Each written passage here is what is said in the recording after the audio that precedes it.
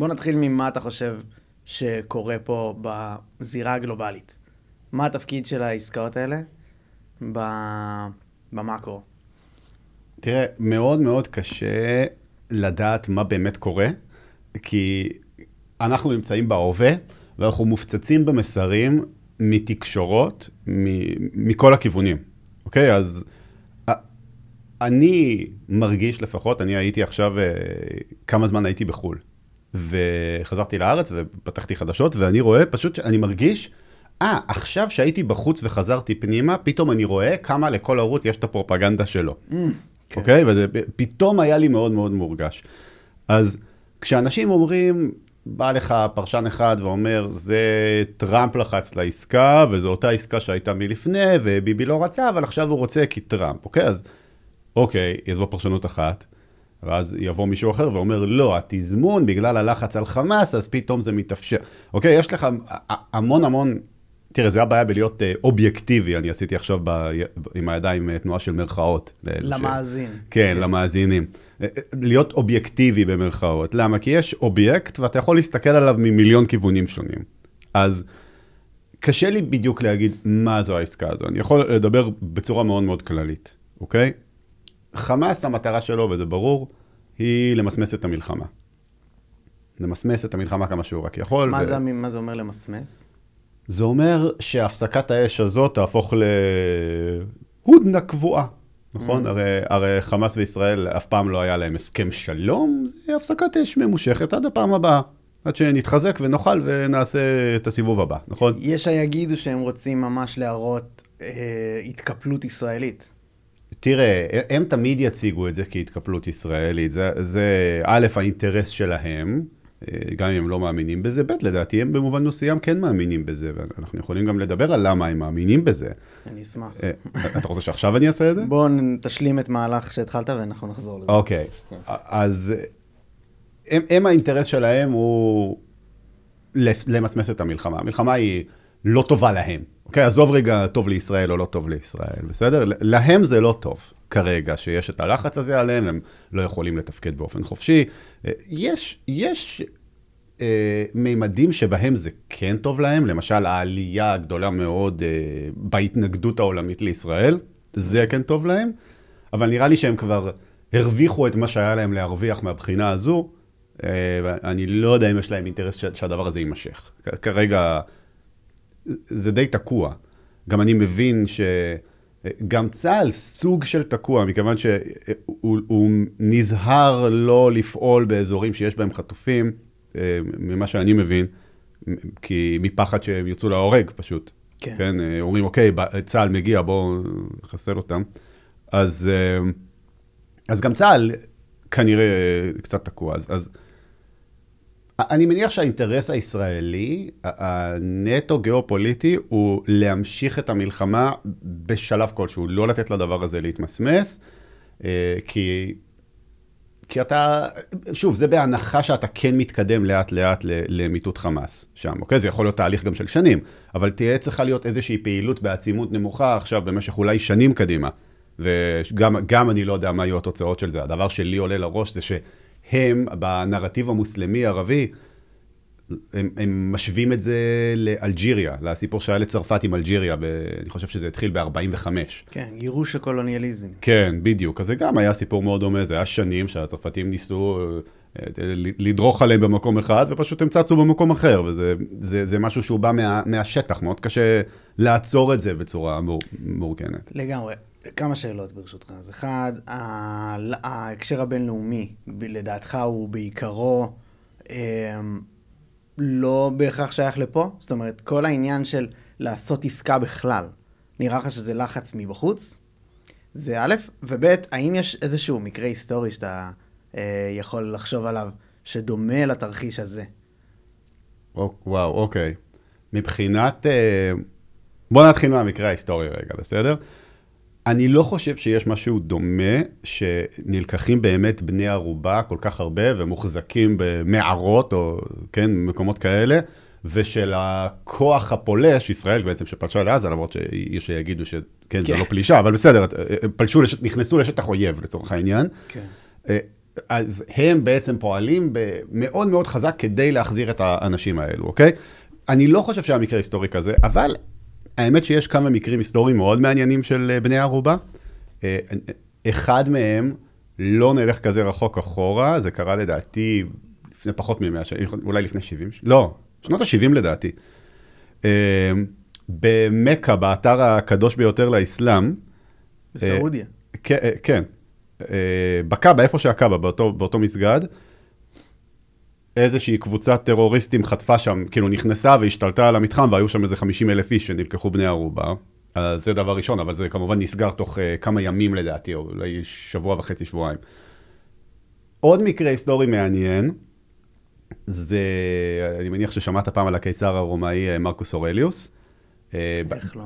בתקופה שלו הייתה את המלחמה המקרומנית, אני יכול להיות שאני מבטא את זה לא נכון, אבל זה בגדול מלחמה נגד השבטים הגרמנים במרכז אירופה, והם הפרו הפסקת אש עם הרומאים, פלשו לערים ולכפרים רומאים, וחטפו מעל 100,000 אזרחים רומאים, ושיעבדו אותם. וחלק מהסכם הפסקת האש שהרומאים הגיעו עם השבטים, מה שהם קראו ברברים, היה לשחרר 100,000 חטופים. וזה משהו שכנראה באמת קרה, 100,000 חטופים. אני ממש מבין, העניין הוא שאני לא יודע אם יש מקרה כל כך בולט של ממש לא שבועי מלחמה, אלא בני ערובה נלקחו ממיטותיהם, ועכשיו הם מוחזרים כנגד שבועי מלחמה, מחבלים בצד השני. אבל הם יטענו שאלו לא שבועי מלחמה. הם יטענו שאין הבדל מהותי כל כך בין הצדדים, כן? אני נגיד דיברתי על זה, אפילו המילה שהם משתמשים כדי, אנחנו אומרים החטופים, שאגב זה גם אומר משהו על השפה, נכון? אנחנו לא אומרים בני הערובה, נכון? אנחנו לא אומרים אסירי המלחמה, זה מעניין, היינו יכולים גם להגיד בני הערובה, למה אנחנו לא אומרים בני הערובה? כי זה אומר שהם פשע ולא ארגון טרור. לא? זאת אומרת, בני ערובה עושה לי קונוטציה של שוד בנק. למה?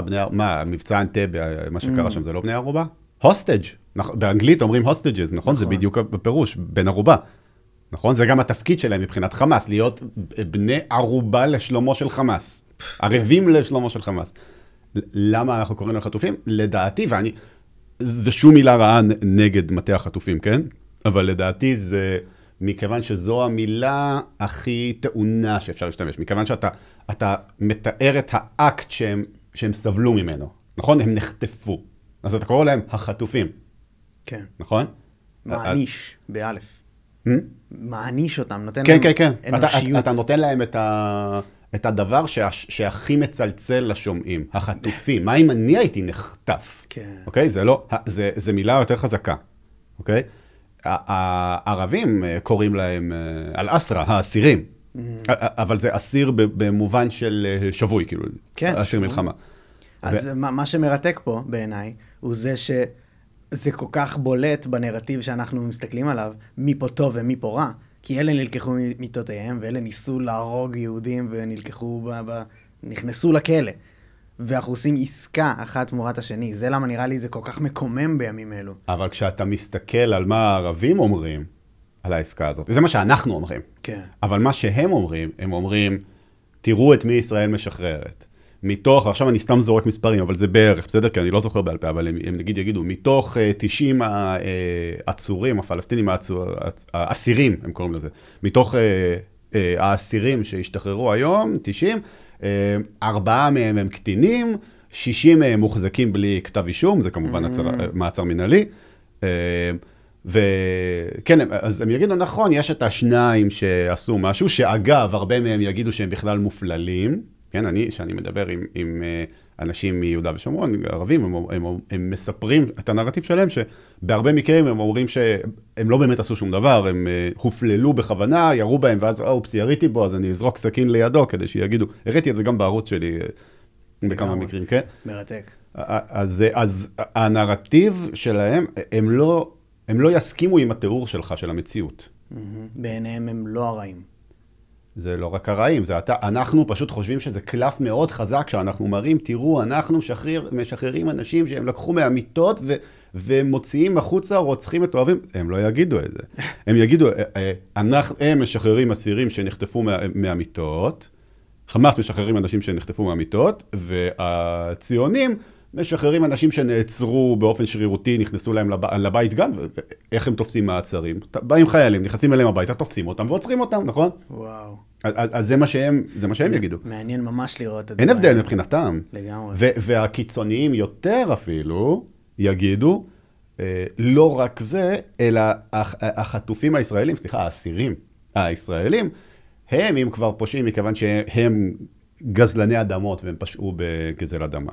אז רגע, אז גם אתה פה השתמשת במילה אובייקטיביות בהתחלה, אז האם באופן אובייקטיבי, איך זה נראה לך?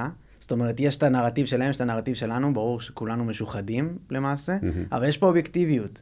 מה לדעתך הסיטואציה בהקשר הזה? שתי הסיטואציות נכונות, כי זה, תראה, זה פשוט תלוי, אתה יכול לקחת את הנתונים ולספור אותם איך שאתה רוצה. אני יכול, אם עכשיו הייתי רוצה לקדם ללכת לפירס מורגן ולטעון בעד הפלסטינים, אז אין לי בעיה, אני פותח את הקובץ של המשוחררים הפלסטינים, אני סופר כמה מהם במעצר מנהלי, ואז אני אומר, הנה, תראה, מתוך ה-90, 60 אין נגדם אפילו כתב אישום, והם סתם עצורים, והם יושבים בכלא כמו בכל דיקטטורה, נכון?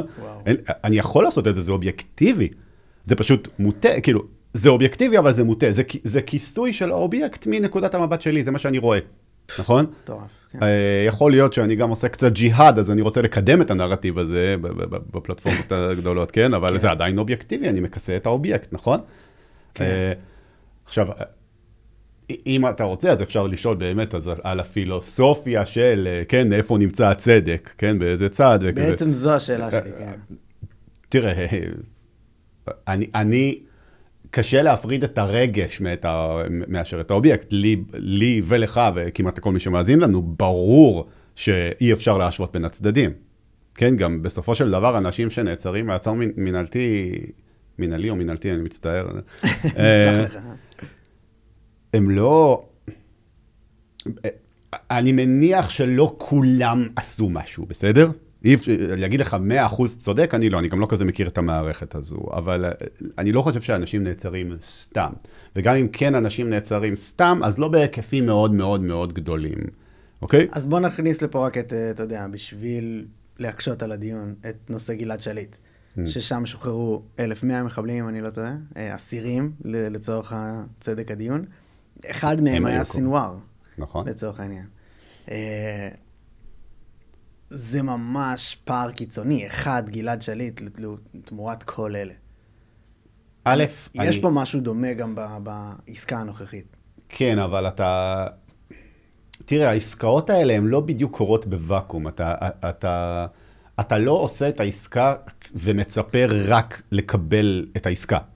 נכון? אתה מקווה שיש עוד כל מיני דברים מסביב כזה שמסתדרים לך. כן. נכון? אתה נגיד תחשוב סתם, לא יודע, עסקת שליט, אז אתה תגיד, כן, אבל יש פה גם איזשהו מהלך בינלאומי יותר רחב, שאולי עושים משהו עם הקטרים ומנסים לשנות פה איזה סטטוס קוו, כן? אז זה לא רק זה, נתחיל מזה.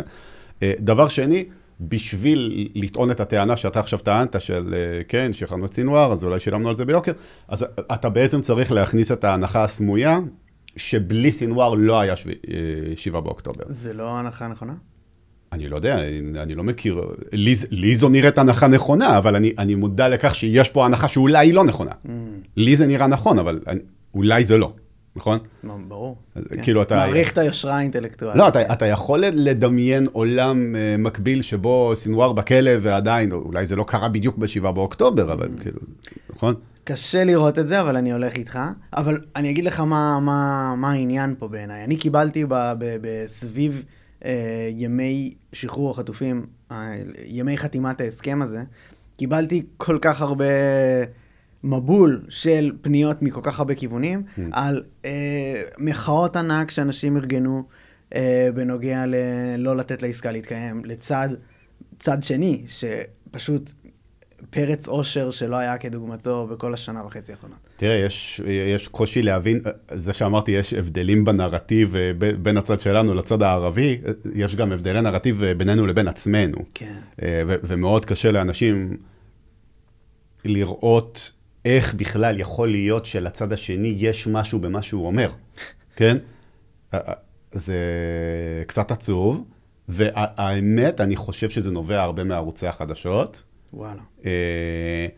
אבל שוב, אני לא אשים על זה כסף, כן? זו התחושה שלי, יכול להיות שאני טועה. אבל, כי בסופו של דבר, מה אני רואה? מי אלו האנשים האלו? אלה בעיקר אנשים מבוגרים יותר.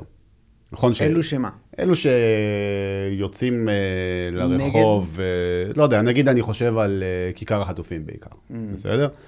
אלה אנשים שהם בגיל שהם צורכים חדשות.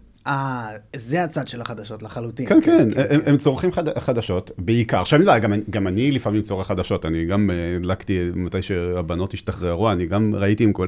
אין מה לעשות, בסדר? יש דברים שזה חזק ממך. אבל אני פתאום שם לב, כמו שאמרתי קודם, שחזרתי אחרי הרבה זמן שלא ראיתי חדשות, ופתאום אני שם לב, אוקיי?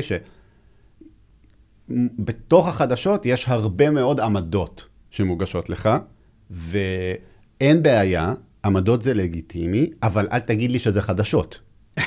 אוקיי? אין בעיה, לא, באמת, אין בעיה, אבל כל אחד מכם דוחף איזושהי אג'נדה, ואז אתם כאילו, חדשות, דחפתם עמדה.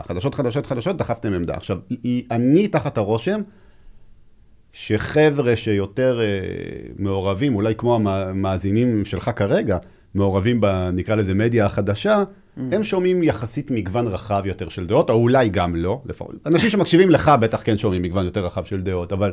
בשונה מי? כשאתה בחדשות, אז יש את הערוץ שאתה אוהב, או את השני הערוצים שאתה אוהב, ומתי שלא יודע, אתה אוהב לראות את ערוץ 12, ואז מתי שביבי נושא דברים, אז אתה צועק על הטלוויזיה ומתעצבן ומעביר ערוץ, כי אתה לא יכול לראות אותו, אוקיי? או הפוך. כן. הבנתי. בסדר? כאילו... יש פשוט את הצד... אוקיי, אני מנסה להבין מה עמדתך בתוך הנרטיב. תקשיב, האמת שאין לי כזה... רגע, איזו עמדה? בתוך הימין והשמאל? לא צריך ללכת אפילו ימין ושמאל, אני חושב שזה כיתוב עוד יותר לא ברור באופן של באמת ימין ושמאל. זה יותר בעד עסקה טובה לישראל, עסקה רעה לישראל. אני מרגיש שאני אף פעם לא יודע כלום, כי אני לא יודע למה זה קרה לי, או מתי זה קרה לי, אולי קראתי יותר מדי אפלטון, אני לא יודע. אני קורא משהו שיש לי תחושת בטן מסוימת לגבי נושאים. בסדר? נגיד, אני לצורך העניין גדלתי בבית חילוני, הורים, שניהם שנוטים שמאלה מאוד, כן? ואתה יודע, שאתה גדל בבית כזה, אתה עד גיל יחסית מאוחר, אתה אפילו לא שם לב לזה, אבל זו נראית לך כמו הדרך הלגיטימית היחידה לראות את העולם, נכון? לא איזה מרץ עכשיו, כן? אבל עדיין. אבל משום מה שקרה לי בשנים האחרונות, זה שכל פעם שיש לי איזשהו רושם, אז אני מיד חושב שהוא לא נכון. אני מיד חושד בו. אז אני מרגיש שאין לי דעה לגבי כלום. הדבר היחיד שאני יכול לעשות זה לתאר את הקונפליקטים של עצמי לכולם, ועושה רושם שהרבה אנשים מוצאים את זה כמשהו יעיל.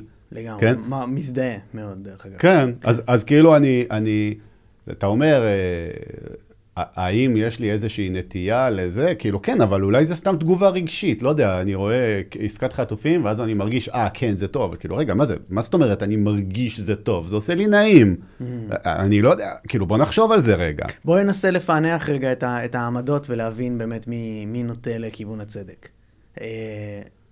אני חושב שהבעד זה הסתכלות נורא אנושית, אינדיבידואלית, על האושר של השמחה. אתה מדבר על עסקה מסוימת, או על עסקה בכללי? העסקאות הנוכחיות. אוקיי, עסקאות הנוכחיות. עסקה חלקית, שלא כוללת את כולם, ומשחררת מחבלים, וכן עושה טוב מאוד למשפחות מסוימות.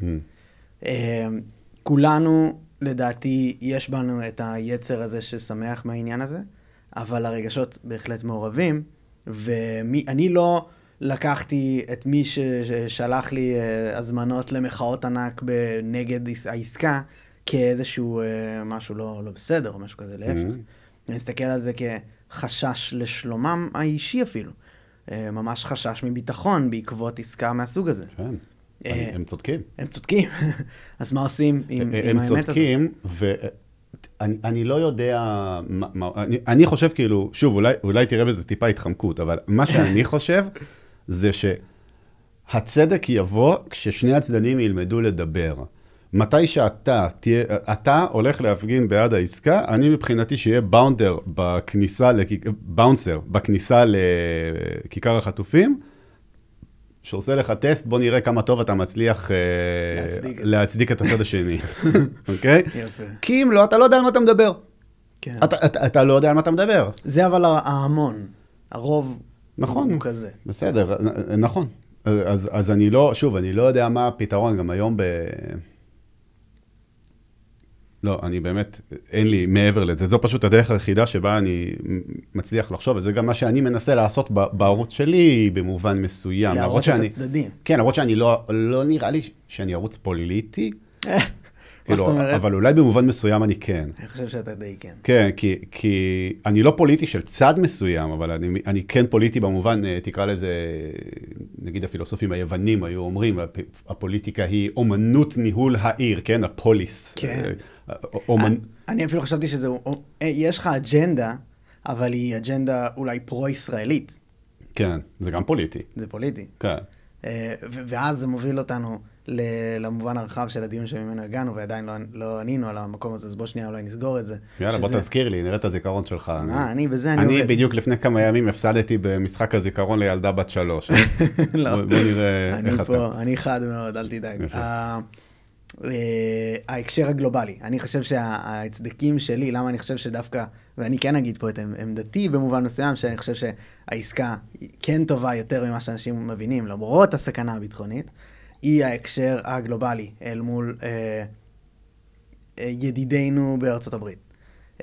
אני חושב, ותתקן אותי אם אני טועה, שטראמפ הוא בן אדם שיעשה הכל בשביל תמונות ניצחון, והוא רוצה לעשות הרבה דברים בקדנציה האחרונה הנוכחית שלו. ואני חושב שנתניהו לא טיפש, הוא עושה איתו עבודה יד ביד, ויש פה יד רוחצת יד, מה שנקרא. אני גם חושב ככה. אני לא מופתע אם יש כל מיני כבר דיבורים מאחורי הקלעים, על אוקיי, סבבה, אני אתן לך את מסמוס המלחמה, בתמורה בוא תיתן לי משהו אולי ביהודה ושומרון. כנראה זה די חד משמעית. אז נראה לי שזה משהו שקורה שם, אבל קשה להגיד שאני יודע את זה, כן? או שאני מאמין בזה חזק. זה נראה לי נכון.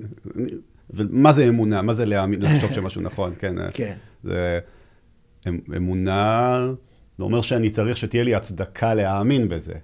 נכון? ידיעה זו אמונה נכונה ומוצדקת. ללא עובדות אולי. אמונה. אז היא לא מוצדקת. אמונה היא הליכה קדימה על בסיס ללא עובדות. לא, רגע, למה? האם אתה מאמין שאני מחזיק כרגע ביד כוס?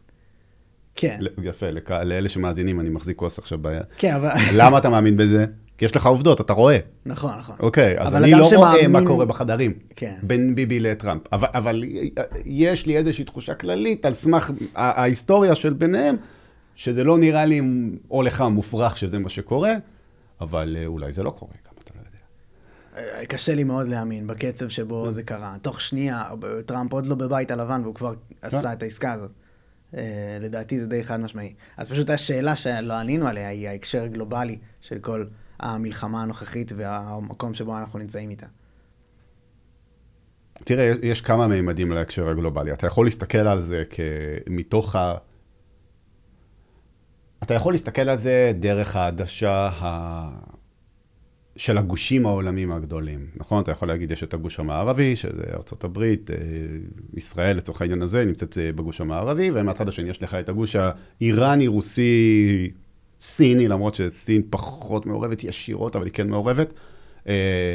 והמאבק, המלחמה בישראל היא בעצם מלחמה במזרח התיכון, שהיא חלק ממאבק פרוקסים שכזה, שהוא בעצם כל צד מייצג גוש מסוים בגיאופוליטיקה העולמית. נכון? זו אפשרות אחת להסתכל על זה. יש עוד אפשרויות להסתכל על זה. אתה יכול להסתכל על זה דרך העדשה הערבית, או דרך העדשה האסלאמית, שהיא תגיד, הנרטיב הנכון הוא לא נרטיב של גושים מזרח מערב, או כן, סין, ארצות הברית, אלא הנרטיב הנכון הוא נרטיב של האומה והנרטיב האומתי, אוקיי? ואתה שומע, המוסלמים מדברים על זה גם במערב. תסביר לי את זה בבקשה. שהנרטיב הנכון הוא, אוקיי, בואו נתחיל מהנרטיב היותר ערבי, פחות אסלאמי, למרות שזה קצת מעורבב. העולם הערבי, האנשים הערבים, הם למעשה מדוכאים מאז האסון הגדול. האמת שמאז, אפילו לפני נפילת האימפריה העות'מאנית, הם היו מדוכאים על ידי הטורקים. והם בעצם שוחררו מהטורקים על ידי הנפילה של האימפריה, הכוחות הקולוניאליסטים השתלטו עליהם, בריטניה צרפת, ולאט לאט הם הצליחו להקים את המדינות שלהם, אבל המדינות הן מדינות שרירותיות, הן חולקו על ידי המעצמות האירופאיות. הדוגמה הכי בולטת להתערבות אירופאית של המעצמות היא ישראל, שעוד נשארה, נכון? והנרטיב הוא נרטיב שבו הערבים מקבלים חזרה את החירויות שלהם. ואיך הנרטיב הזה, נגיד, מ-2011, האביב הערבי הוא מתגלגל, ובמה שקרה בסוריה, שנפל משטר אסד, זה איזשהו חלק גדול בסיפור, כי זה הנה הערבים משתחררים, ועכשיו אנחנו צריכים שזה יקרה במצרים, אנחנו צריכים שזה יקרה בירדן, וזה הכל חלק מהסיפור הכללי הזה, כי כשזה יקרה, האחים הערבים יוכלו להתערב בפלסטין, שזה גם בדיוק הקריאות שהיו, נגיד, של מוחמד דיף, נגיד, ב7 באוקטובר, יותר מאוחר אחרי המתקפה, כן? בואו, בבקשה, צעדו מיליונים, במיליוניכם צעדו לתוך פלסטין ושחררו את אל-אקצא. כן. אז זה גם נרטיב להסתכל דרכו. האיראנים הם יעילים, הרוסים והסינים זה כלים יעילים שהם כרגע בצד הנכון של ההיסטוריה נגד הכוחות הקולוניאליסטים המדכאים, אבל הנרטיב הנכון הוא הנרטיב הערבי, האסלאמי. כן, אני מתכנן האמת גם לעשות על זה פרק, לדבר על זה, כי... אתה מדבר על זה די הרבה, על הנרטיב האסלאמי, לא? כן, אבל מה שאמרתי עכשיו לא יצא לי עוד לדבר על זה אצלי בערוץ, שיש לך את הנרטיב הזה, כן, שזה סיפור אחד. מה זה לשחרר את סוריה? אסד, משטר אסד לא עשה שום דבר נגד הישות הציונית. מה הוא עשה? העובדה שישראל חיכתה עד שהוא ייפול בשביל להשמיד את המתקנים שלו ואת הצבא שלו, נכון? למה? כי הוא לא עשה כלום. אנחנו אומרים אסד רע, כי הוא היה חלק מהגשר היבשתי ללבנון ולחיזבאללה, אוקיי? אגב, הנפילה של חיזבאללה זה גם חלק מהסיפור של השחרור הערבי. הערבים הם לא חסידים גדולים של חיזבאללה, אחרי מה שהם עשו בסוריה. תגדיר לי את הערבים רק? הערבים... תחשוב נאצר, שהיה את הרעיון הזה של פן ערביות, כל מצרים, לוב, לבנון, ירדן, פלסטין, כן, סוריה. כן. והוא שונה מאסלאם. הוא מאוד הולך יד ביד עם אסלאם, כי זה חלק, אבל אם תיקח נגיד את האיראנים, הם יספרו סיפור אחר. הנרטיב הערבי, יש לו גם את הסיפור הזה של החלום של הפן ערביות, שהוא התמוטט אחרי מלחמת ששת הימים אמנם, כן, זה חזון שנאצר קידם אותו, אבל הוא עדיין נשאר ברקע, והאמת שכיסיתי את זה נגיד בערוץ שלי, אבל יש שיר מאוד מפורסם, למרות שהוא ישן, אבל גם פלסטינים מאוד צעירים מיהודה ושומרון, הם יכירו אותו היום, השיר הזה שהולך, זחל מנה, הראיתי את זה, זה חלומנו. מה חלומנו? שהאומה הערבית תתאחד. טוב, אני לא אקרא לזה אומה, כן? כי האומה זה רעיון אסלאמי יותר, אבל שהערבים יתאחדו. והמשטרי הבובות, מה זה מלך ירדן? הוא דיקטטור. מה זה סיסי?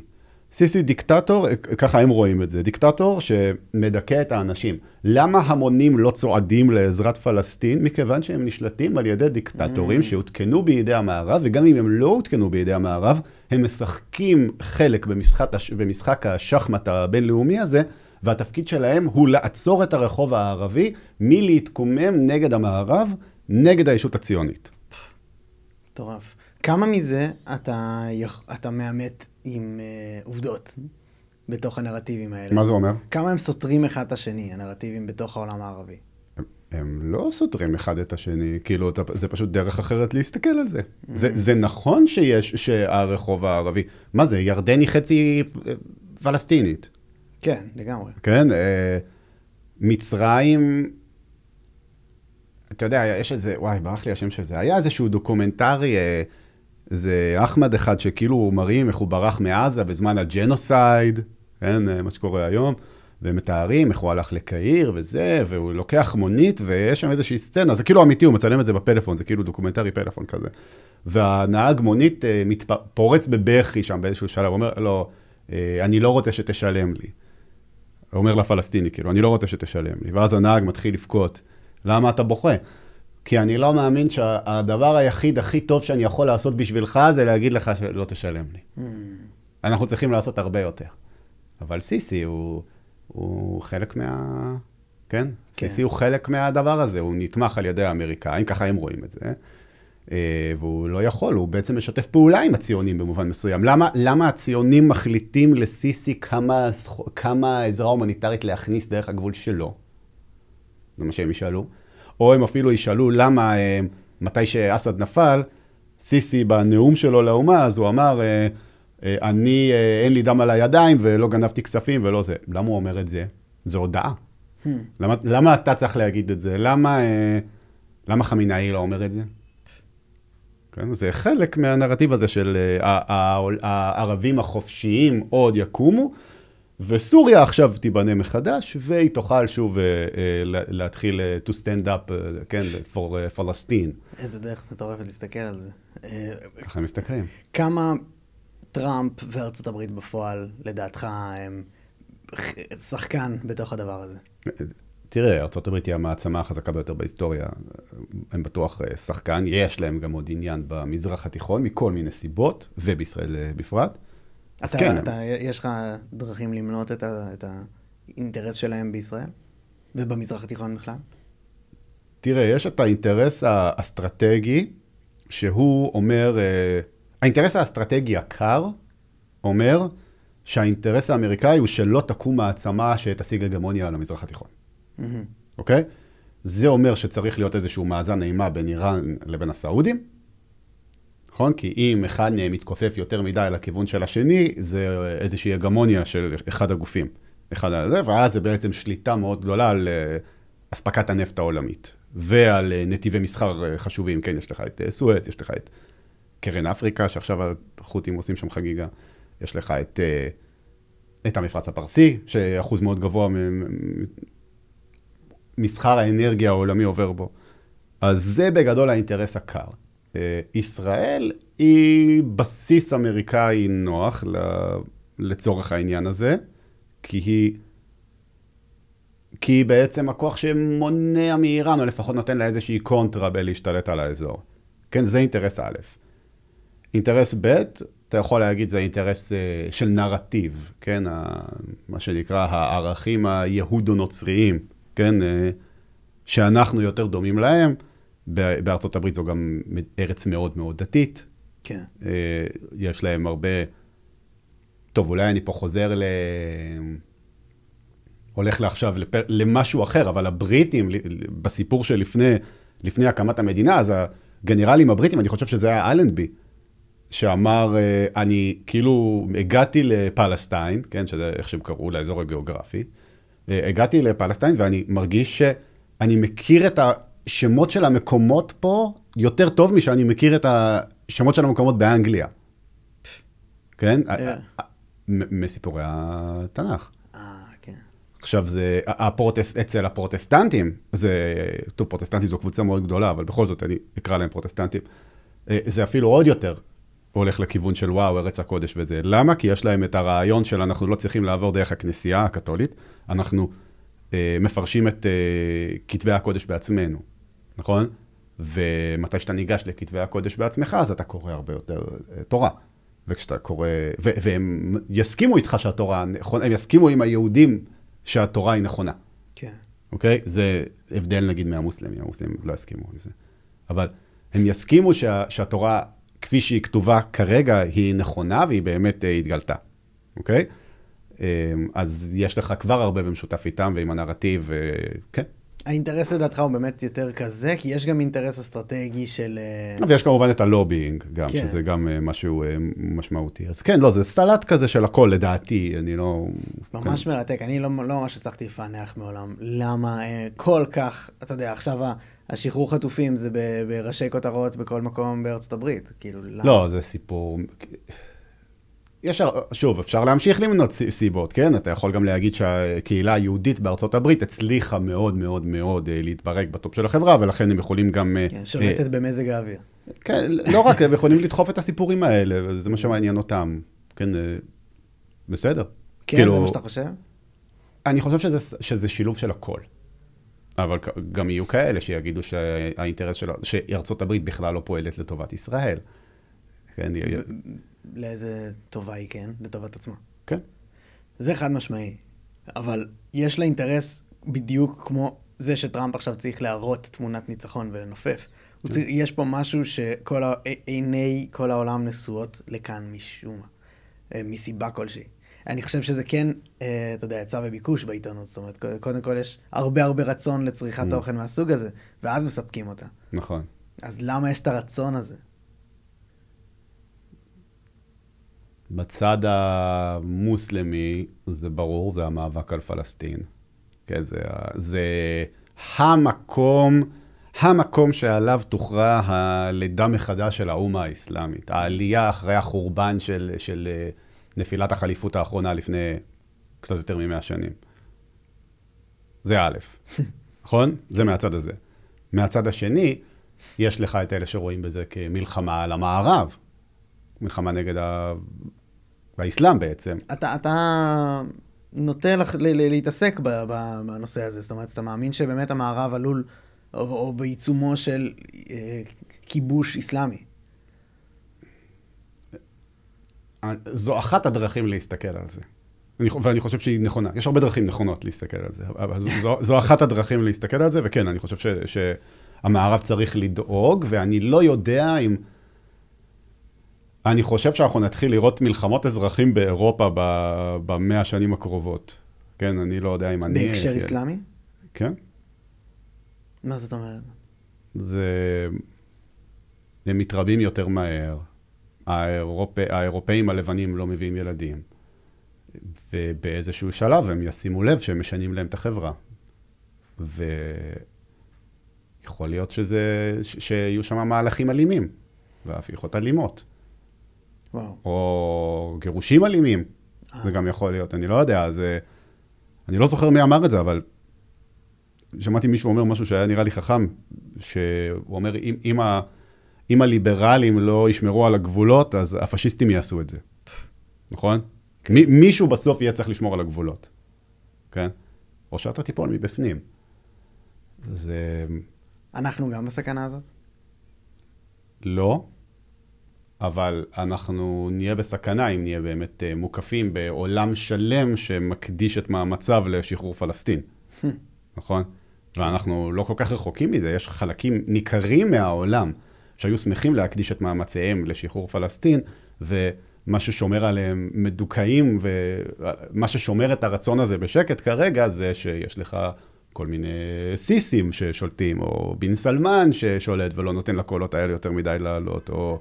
כן, זה כרגע המצב. כשאתה אומר אינטרס ישראלי, אמרת את זה כמה פעמים מהלך שיחה עד עכשיו, מהו הנרטיב הישראלי? איך אתה מסביר אותו? בהקשר לאיזה נושא? אז נגענו בזה נניח בהקשר של עסקת החטופים. זאת אומרת, יש פה אינטרס ישראלי לעשות ככה וככה. אתה יכול באופן אובייקטיבי להגיד מהו האינטרס הישראלי? אמרתי כבר שלמילה אובייקטיבי אין כזה הרבה משמעות, אבל בגדול...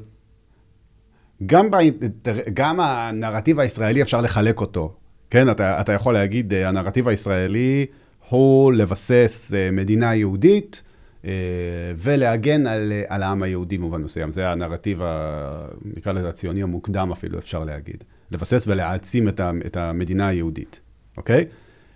ואם אנחנו מדברים על זה, אז אנחנו צריכים להסתכל הרבה שנים קדימה ולהגיד, אוקיי, אז האינטרס שלנו הוא שחמאס לא יצליח לצאת מועצה מהסבב הזה, המלחמה הזו, איך שלא תרצה לתאר את זה, ולכן אנחנו נהיה צריכים להמשיך את המלחמה, או לכל הפחות פעילות בעצימות נמוכה יותר, כדי להמשיך ולתאר את הרצועה. זהו, כן, זה מה שאמרת גם מקודם, אמרת שבעצם יש לנו אינטרס לשמר... אלא אם כן, אתה אומר, עכשיו יכול להיות שיש בו גם משהו עובדתי, כי אם עובדתית, אוקיי? אם עובדתית, צה"ל הגיע למיצוי. הוא לא יכול יותר לתאר יותר ממה שהוא תיאר.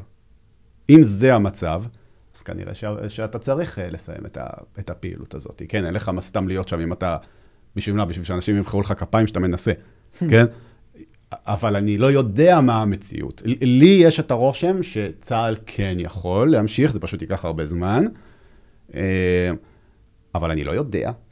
כן? אבל בזום אאוט יותר היסטורי. האינטרס הישראלי, מה הוא לדעתך? רגע, אוקיי, אז עכשיו בוא נלך לנרטיב הציוני השני. אני תיארתי נרטיב ציוני אחד, יש לך עוד נרטיב ציוני, וזה הנרטיב הציוני, נגיד, של הציונות הדתית. בדיוק. כן? שהוא יגיד לך... הם באים קצת בקונפליקט. כן, אבל הם מספיק דומים כדי שיהיה אפשר לעבוד ביחד די טוב. אין מה לעשות, כאילו, אנשים לא יסכימו על הכל. אתה צריך להיות מספיק דומה, כן? כן. אז הם יגידו שזה חלק מגאולה בעצם, נכון? ושיש פה איזשהו זה, וצריך... שיבה לציון כל שני. כן, אבל עדיין, בסופו של דבר, אם שני הצדדים ימשיכו להתווכח על לא, זו הדרך הנכונה להסתכל, לא, זו הדרך הנכונה להסתכל, זה לא כזה משנה, האינטרס של שניהם הוא אותו אינטרס, שזה לוודא שישראל שורדת לאורך מאות רבות של שנים, ומתעצמת כך שהיכולת שלה לשרוד ולשגשג תשתפר. הקונפליקט העיקרי שאני רואה פה הוא התרחבות האימפריה. אתה מבין? שמע, אני ואתה באים כאילו מרקע חילוני כזה, אז אתה מתי שאתה חושב התרחבות המפעל הציוני כן שטחים, נכון? לזה אתה מתכוון. אז אתה אומר, זה לא בא לי... רק שטחים, אפילו מעבר. יש רצונות מאוד מאוד שאפתניים. למה אתה מתכוון? ארץ ישראל השלמה. אוקיי. אוקיי. אז זה בא לך רע בפה שאתה שומע את הדברים האלה, לפחות מהבית. לאו דווקא פה, לא הבאתי דווקא עמדה. לא, בסדר. מהבית, בסדר? מהבית. אבל... אז נכון, אנחנו יכולים להמשיך לריב בינינו, אוקיי? הדרך למצוא הסכמות היא לא להסתכל על מה עכשיו, אלא להסתכל על מה אנחנו מכוונים. ואם נסתכל על מה אנחנו מכוונים, אנחנו לא נהיה בקונפליקט כזה גדול. בגלל שאתה תגיד, אוקיי, רגע, ישראל עוד 200 שנים, אוקיי? איך אני רוצה, כאילו, מה צריך כדי שתהיה ישראל עוד 200 שנים? ארצות הברית, אתה לא בטוח שתישאר, ארצות הברית הולכת להשתנות מאוד, ארצות הברית רק בת 200 וכמה, 250, כן? עוד 200 שנים היא תראה אחרת לגמרי, כן? אז לא בטוח שיהיה לך גיבוי של מעצמה, לא בטוח שהערבים לא יתאחדו, לא בטוח שאירופה לא תהיה מוסלמית. מה אתה צריך בשביל לשרוד? אתה צריך להיות חזק, ואולי אתה צריך גם שיהיה לך עומק אסטרטגי, כלומר להיות גדול, אוקיי? אז אפשר להסכים על זה שאם היו אומרים לך שעוד 200 שנים ישראל, לא יודע, יש לה שליטה צבאית גם על חצי מירדן, סתם אני זורק, או חצי מסוריה, אתה לא בהכרח תסתכל על המפה הזאת שמביאים לך מהעתיד, ואתה תגיד, אוי, לא, למה הם עשו את זה? למה הם עשו כזה דבר? לא, אתה תגיד, אוקיי, יופי, זה מבצר את המדינה, נכון? כן. יפה, אז אתה תסתכל רחוק, ואתה תוכל להסכים עם כולם. אוקיי, עכשיו, אני לא קראתי פה לספח את ירדן או את סוריה, בסדר? אבל לפעמים ההיסטוריה מזמנת אירועים שגורמים לעם או למדינה מסוימת להבין, אוקיי, יש פה איזשהו מהלך יש לי הזדמנות לעשות אותו, וכדאי כנראה שאני אעשה אותו, ואתה עושה אותו. אז אני רוצה ללכת איתך, אני אשמח שנעשה את זה, אולי אני אסדר רגע את הדיון הזה, כי יש את העניין של ישראל עוד 200 שנה, וזה מעניין ואני רוצה שניגע בזה, אבל בדרך לשם יש קבלת החלטות שצריך לקבל, והקונפליקט הזה בא כמעט עם כל החלטה. זאת אומרת, הנה עכשיו עסקת חטופים, יש פה את מרכיב אתה לא יכול לצאת מעזה. זה בגידה בציונות, אמרו לי את זה פה לא מעט. רגע, זו בגידה בציונות כי אתה לא מיישב אותה, או כי לא הכרעת את חמאס? א', כי אתה לא מיישב, וב', כי אתה לא חותר לניצחון מוחלט, וג', כי אתה משחרר מחבלים שרצו להשמיד את אותה המדינה. זה יכול להיות שזה נכון, אבל שוב, אז צריך לשאול את השאלה, יכול להיות שיש משהו רחב יותר שקורה מאחורי הקלעים, שיש שם איזשהו אינטרס, נגיד, לא יודע,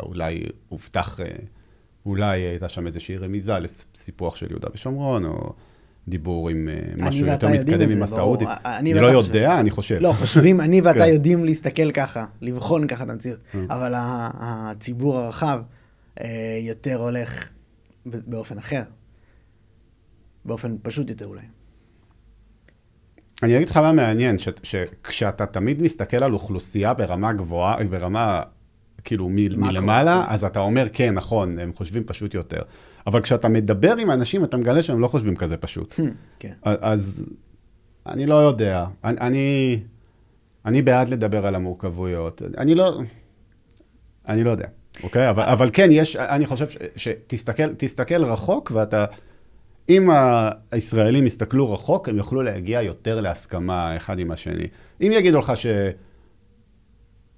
שוב, אנחנו לא איזה אנשים עכשיו דתיים, כן, מאוד, אבל אם יגידו לך שעוד 200 שנה יש בית מקדש שלישי. יכול להיות על אל-אקצא, יכול להיות ליד אל-אקצא, לא משנה. זהו, לא חייב, כל אחד שיפרש את זה איך שהוא רוצה. היית מסתכל על הגרסת עתיד הזו, והיית אומר, וואלה, הם שיחקו אותה? אני לא בטוח. אתה לא בטוח. כן, אני גם לא בטוח שאני הייתי רוצה להישאר במדינה הזו. אוקיי. כן, האמת שזה תלוי, וזה תלוי איך ובהרבה גורמים, אבל אני הייתי נוטה להסתכל על זה ולהגיד, אם הדבר הזה קרה, סימן שהישות המדינית הזו, לא בהכרח אם אני אוהב בית מקדש או לא, בסדר? נראה לי שזה מה שהיה אחריו, אבל אתה אומר, אם הדבר הזה קרה, זה סימן שהישות המדינית הזאת חזקה במובן מסוים, שהיא הייתה מסוגלת לעשות את זה. אוקיי? עזוב אם זה השאיפה שלך בסוף או לא, אבל זה סימן כלשהו. אני לא יודע אם זה אפשרי, אתה נגד מיליארדים כאן, כן? בדיוק. אבל, כן. גם, בגלל זה גם הסכמים כמו הסכמי אברהם או נורמליזציה עם הסעודים, בסופו של דבר, זה משהו שהייתי גם רוצה שאנשים יקחו בחשבון, זה אולי מאוד ירגיע אותנו, הנה אנחנו מתקרבים לפתור את הסכסוך הישראלי-ערבי, אתם לא מתקרבים באמת לשום דבר, הרחוב הערבי מרגיש לגביכם בדיוק את אותו דבר שהרגישו לגביכם בתקופה של המלחמות עם מצרים וסוריה, שהרצון הוא למחוק אותנו, כן? אז זה אף פעם לא ייגמר.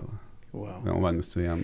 אוקיי, אז זה... טוב, זה מתישהו ייגמר, ההיסטוריה משתנה, כן, אבל אני לא רואה את זה נגמר במאה הקרובה. כן, אני גם שם, ויש לי עם זה קונפליקטים שלמים בעצמי, אבל אתה חושב שבתוכנו אנחנו יכולים לעבור את התקופה הנוכחית ללא קרע מטורף, מלחמת אזרחים אפילו, משהו בסגנון? מה זאת אומרת?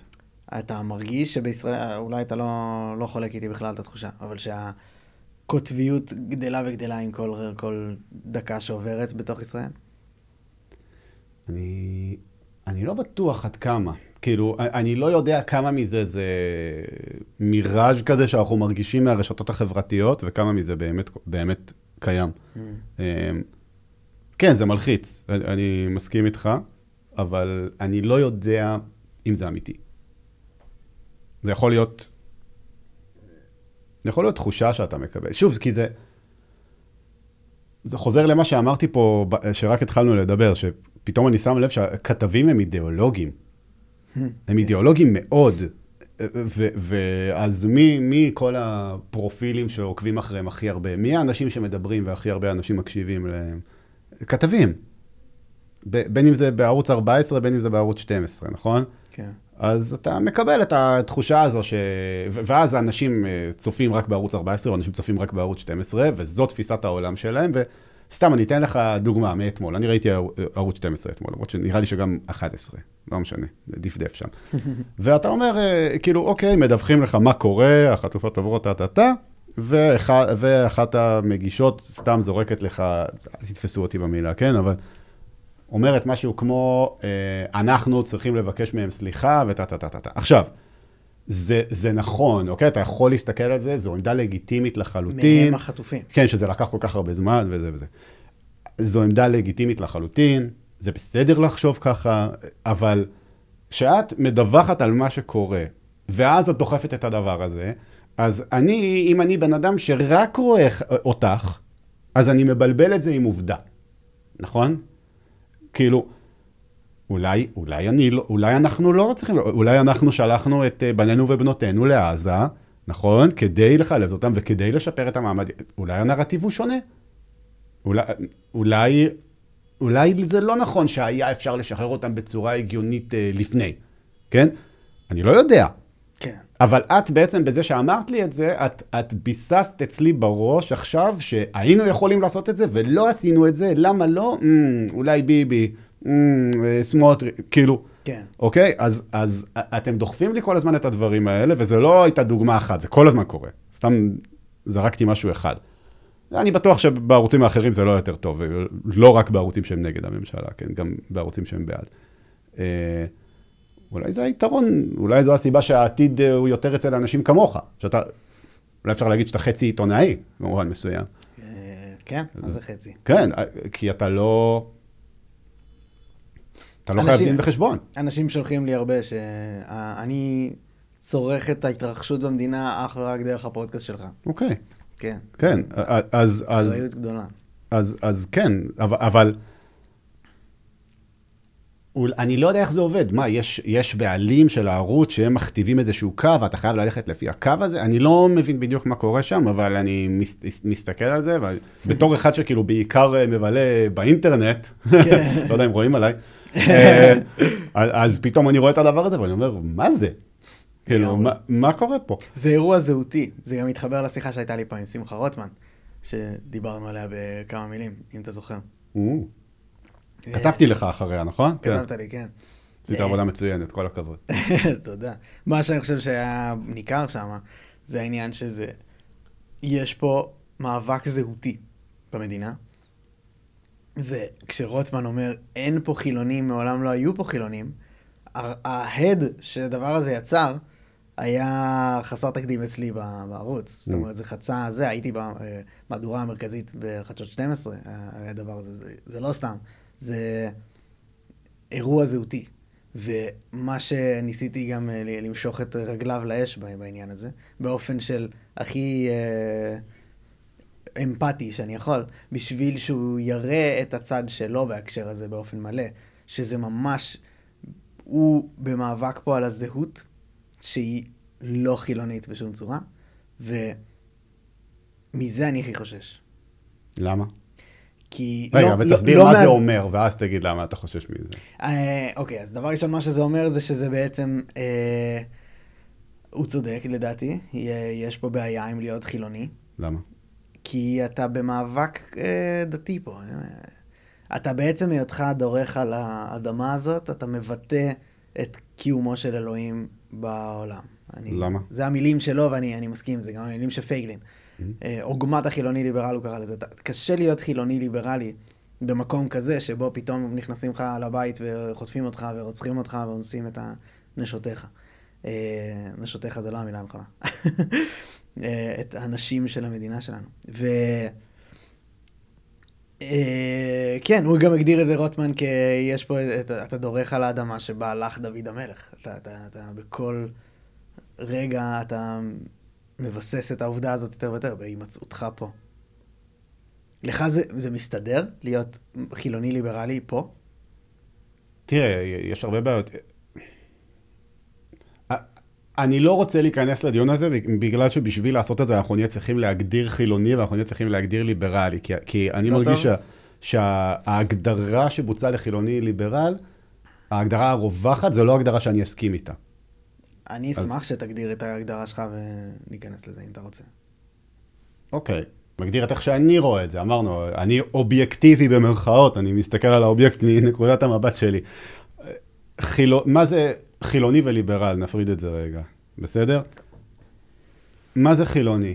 כי אתה יכול להגיד, ברגע שאני לא מסתכל על דת כהעדשה העיקרית של החיים שלי, אז אני סוג של חילוני. נכון? זה מה שהיית אומר לפני 150 שנה, נגיד, על בן אדם. גם אם הייתי הולך לבית כנסת כל יום, כל שבת, והייתי מתעסק רבות במה הדבר הנכון לעשות במחשבה הדתית של הדבר, אבל עדיין מתעסק בענייני חול, כן? בענייני חול חילוני. אז היית אומר שאני חילוני, יחסית, נכון?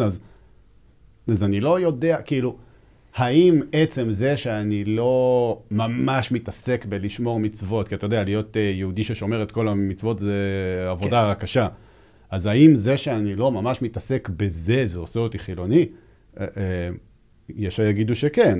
יש גם שיגידו שאין דבר כזה חילוני, אבל לא במובן שאתה אמרת, נגיד, של רוטמן, למרות שאני לא רוצה לייצג את מה שהוא אמר, כי אני לא זוכר מספיק טוב. אני גם אשמח להבין האם אתה מגדיר את עצמך כחילוני. נראה לי שכן. כאילו... אני יותר הולך עם המילה באנגלית סקולר, כאילו. זה בעצם לא תאיסטי. כאילו, אז אתאיסט? זה לא אתאיסט, זה פשוט... אתאיסט זה יותר אגנוסטי, זאת אומרת, לא... כלומר, אתה אומר שחילוני זה לא שאלה, זה שאלה של במה אתה מאמין. זו שאלה אפיסטמולוגית מבחינתך, אם להיות חילוני או לא. לא שמירת מצוות, אלא הסתכלות, התבוננות על המציאות. אני לא יודע, כאילו, גם, אתה קראת את הספר שלי, גם החילונים הכי גדולים יש להם אידיאל. נכון. אז אתה, אוקיי, אני חילוני, והדבר שהכי חשוב לי זה... שלום. הדבר הכי אתי בעיניי זה ללכת כל שישי לכיכר החטופים ולהפגין. מה האל שלי? האל שלי הוא לשחרר את החטופים. האם אני חילוני? אני לא הולך לבית כנסת, אני לא הולך לכנסייה, אני לא הולך למסגד, אבל אני הולך לכיכר, ואני עושה שם משהו שבבחינה רוחנית הוא אולי די דומה. אנחנו עוברים על הסיפורים, אנחנו מוודאים שכולם מאמינים דברים דומים, ויש לנו מספיק משותף. כאילו, ושוב, אני לא יורד על אנשים שהולכים לכיכר חטופים, זה לא הכוונה אתה יכול ללכת גם פחות קיצוני ולהגיד הופעת מוזיקה. אז אני לא כזה יודע, כאילו חילוני, אני מבין שהכוונה בחילוני זה לא מאמין מספיק בתורה. ככה אני מבין. אז אולי אני חילוני, למרות שאני בשנה האחרונה הלכתי לבית כנסת כל שבת. וואלה. כן. כי אני רוצה להכיר יותר טוב את הסיפורים. או גם לראות את הטקסים, או להיות עם הקהילה. אני גרתי בחול גם הרבה זמן. גרתי בחול גם הרבה זמן, אז פתאום זו הקהילה שלך. כן. כן, אלה היהודים. אז אני לא יודע מה זה אומר, חילוני. בוא נלך לליברל. מסתבר, מה גילינו, אמרת לי, בוא תגדיר, אמרתי לך בשמחה, ואמרתי, אני לא יודע כלום. לגבי ליברל. זה מעיד על החוכמה שלך, דווקא. מה שאמרו על סוקרטס, כן? האוריקל מדלפי אמרה שהוא הכי חכם כי הוא לא יודע כלום. בדיוק. ואז הוא הלך לגלות שמי יודע יותר ממנו, וגילה שאף אחד. אבל בכל מקרה, לא, יש דברים שאני כן חושב שאני יודע, אז אני לא כמו סוקרטס. לגבי ליברל,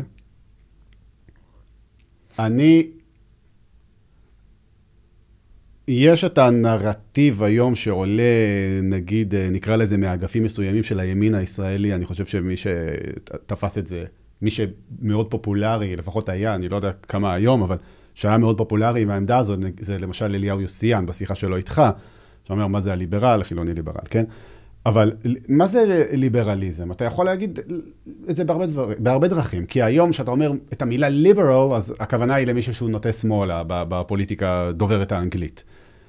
אבל אני לא חושב שזה בהכרח תיאור נכון של המילה, נכון? כי אתה יכול להיות ליברל בכך מה זה אומר בעצם להיות ליברל? זה להגיד שזה להיות מאוד אינדיבידואליסט, לתת הרבה ערך. זה נראה, המילה היא מתוך חופש. כן. ליברליות זה עניין של חופשיות. ליברטי. אבל אתה יכול להגיד כאילו, אוקיי, אז נגיד חוזר לג'ון לוק, ואז אתה תגיד, לוק, הוא אומר, שמה זה להיות ליברל? זה להאמין שבתוך כל בן אדם טבוע באופן טבעי, הוא קיבל מאלוהים או לא יודע איפה, זכויות טבעיות, כמו חופש קניין, זכות שהדברים שלו הם שלו, זכות לחיים, כן?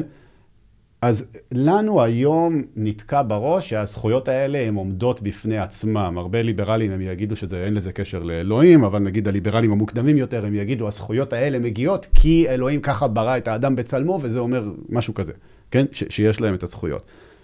אז, לא יודע, תלך גם להרבה אנשים שהם מאוד ימנים, והם יגידו, אני לא ליברל, אבל הם כן מאמינים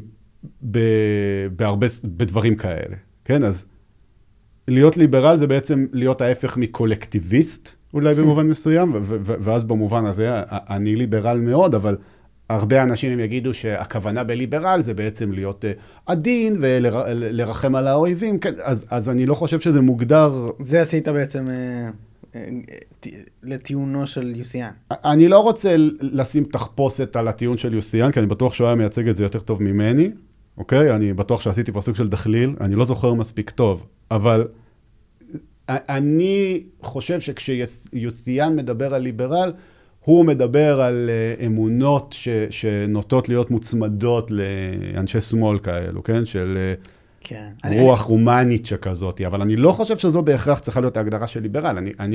אוקיי, ליברטריאן הוא ליברל? דעתי כן. גם לדעתי כן, אבל אני חושב שנגיד יכול להיות שהרבה אנשים יגידו שלא. כן, הם מפרשים את המילה אחרת. אני יכול להכניס פה את ההסתכלות שלי על הדיון הזה בשביל לראות את הקונטרה שלך ברשותך. בוא נראה אם יש לי קונטרה בכלל. כמובן שיהיה. חילוני זה התבוננות על המציאות, לעומת דתי או מסורתי, וליברלי זה הסתכלות יותר מדינית. יוסיאני, אם נעשה לו סטילמן להשקעה שאתה עשית לו, זה יותר עניין של הסתכלות על גבולות. כך הוא הגדיר את זה בשיחה שלנו, שממש עשה לי סדר. זאת אומרת, לאומי זה לסגור גבולות וכזה להישאר בתוך הגבולות שלך כמדינה, כמה שיותר, לעומת ליברלי שמאפשר מעבר יותר חופשי כביכול בין גבולות. אבל, אוקיי, אז אני אתחיל מהחלק השני, כי זה ישר חרה לי. בדיוק. אתה לא חייב להיות קוסמופוליטן בשביל להגיד שאתה ליברל. אתה יכול, ואולי גם כדאי לך להגיד, אני ליברל גדול, בתוך החומות שלי. כן. אוקיי? כלפי חוץ. אירופה לא כזאת, וזו הבעיה שלה אולי. אירופה, זה הבעיה שלה. כן. אבל כביכול היא כזאת, זאת אומרת, בינה לבין עצמה, אתה יכול להיות בכיף במעבר בין מדינות, כל עוד אתה חלק מהאיחוד האירופאי. כלפי חוץ, אנחנו מאוד בררנים מי ייכנס לאיחוד. נגיד, כן, למרות שהם לא באמת בררנים, אבל זהו, הם לא באמת בררנים. בוא תגיד את זה אבל לישראל. כן, ישראל, אני אומר, אני כלפי פנים, אני מאוד ליברל, לאנשים יש את הזכויות שלהם, לאנשים יש את החופש שלהם, אנשים יכולים להגיד מה שהם רוצים, אנשים יכולים לעבוד במה שהם רוצים, אנשים, אני לא יכול לבוא ולקחת מהם רכוש, חוץ במיסים, אבל נשים בצד. אוקיי, אני ליברל גדול. אבל זה שאני ליברל גדול ואלה הערכים שלי, זה לא אומר שאני מביא את אותם זכויות לאויבים שלי, או אפילו לאנשים שניטרלים כלפיי. אז מה שמעניין בדיון הזה, זה ההקשר של אתה שולח אנשים לקרב עם הגבלים ליברליים עליהם, וגוזר עליהם מוות. מסתבר שאתה לא יכול להיות ליברל ב100% ולשמור על הליברליזם שלך, זה המשבר האירופאי, אולי במובן מסוים, נכון? אולי גם, כן. אתה צריך איזושהי מעטפת לדבר הזה.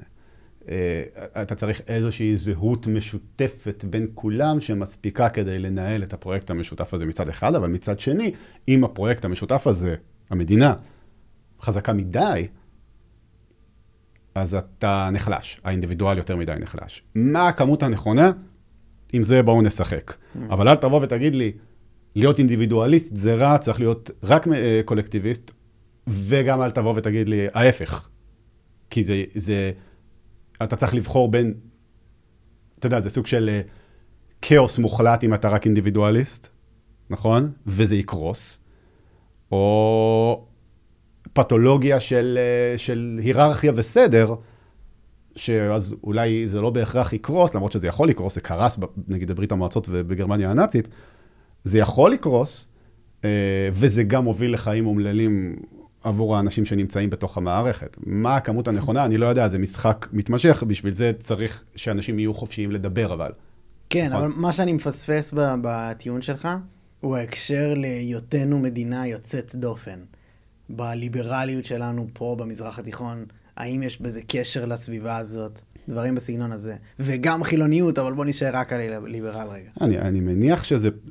אני מניח שזה פשוט מבליט את החולשות, כן? כי נגיד, תחשוב על אירופה, אירופה הלכה לכיוון מאוד מאוד ליברלי, והיה צריך לקרות משהו יחסית קיצוני, כדי שהיא תתחיל להרגיש, אוקיי, יכול להיות שהגזמנו יותר מדי, ואנחנו צריכים פה קצת לסגור את השלטר, או לפחות להתחיל לדבר על לסגור את השלטר, לא יודע מה יהיה עם זה בסוף, כן? אז זה אירופה. אנחנו נמצאים במקום שהרגישות בו הרבה יותר גבוהה, לכן אתה תקבל פידבק על זה שאתה הולך לא בכיוון הלא נכון, הרבה יותר מהר. כן, אז אתה יכול להגיד, הייתי חמוד, לא יודע, הייתי חמוד לעזתים, קיבלתי פידבק מאוד מהר, מה קורה כשאני עושה את זה, אוקיי, בוא נשנה. אם היית חמוד לעזתים בבריטניה, יכול להיות שלא היית שומע, לא היית מבין שעשית טעות עד עוד 100 שנה. וואו. נכון? כן. אז אולי כאן יש איזשהו הבדל. אולי, רק ההקשר של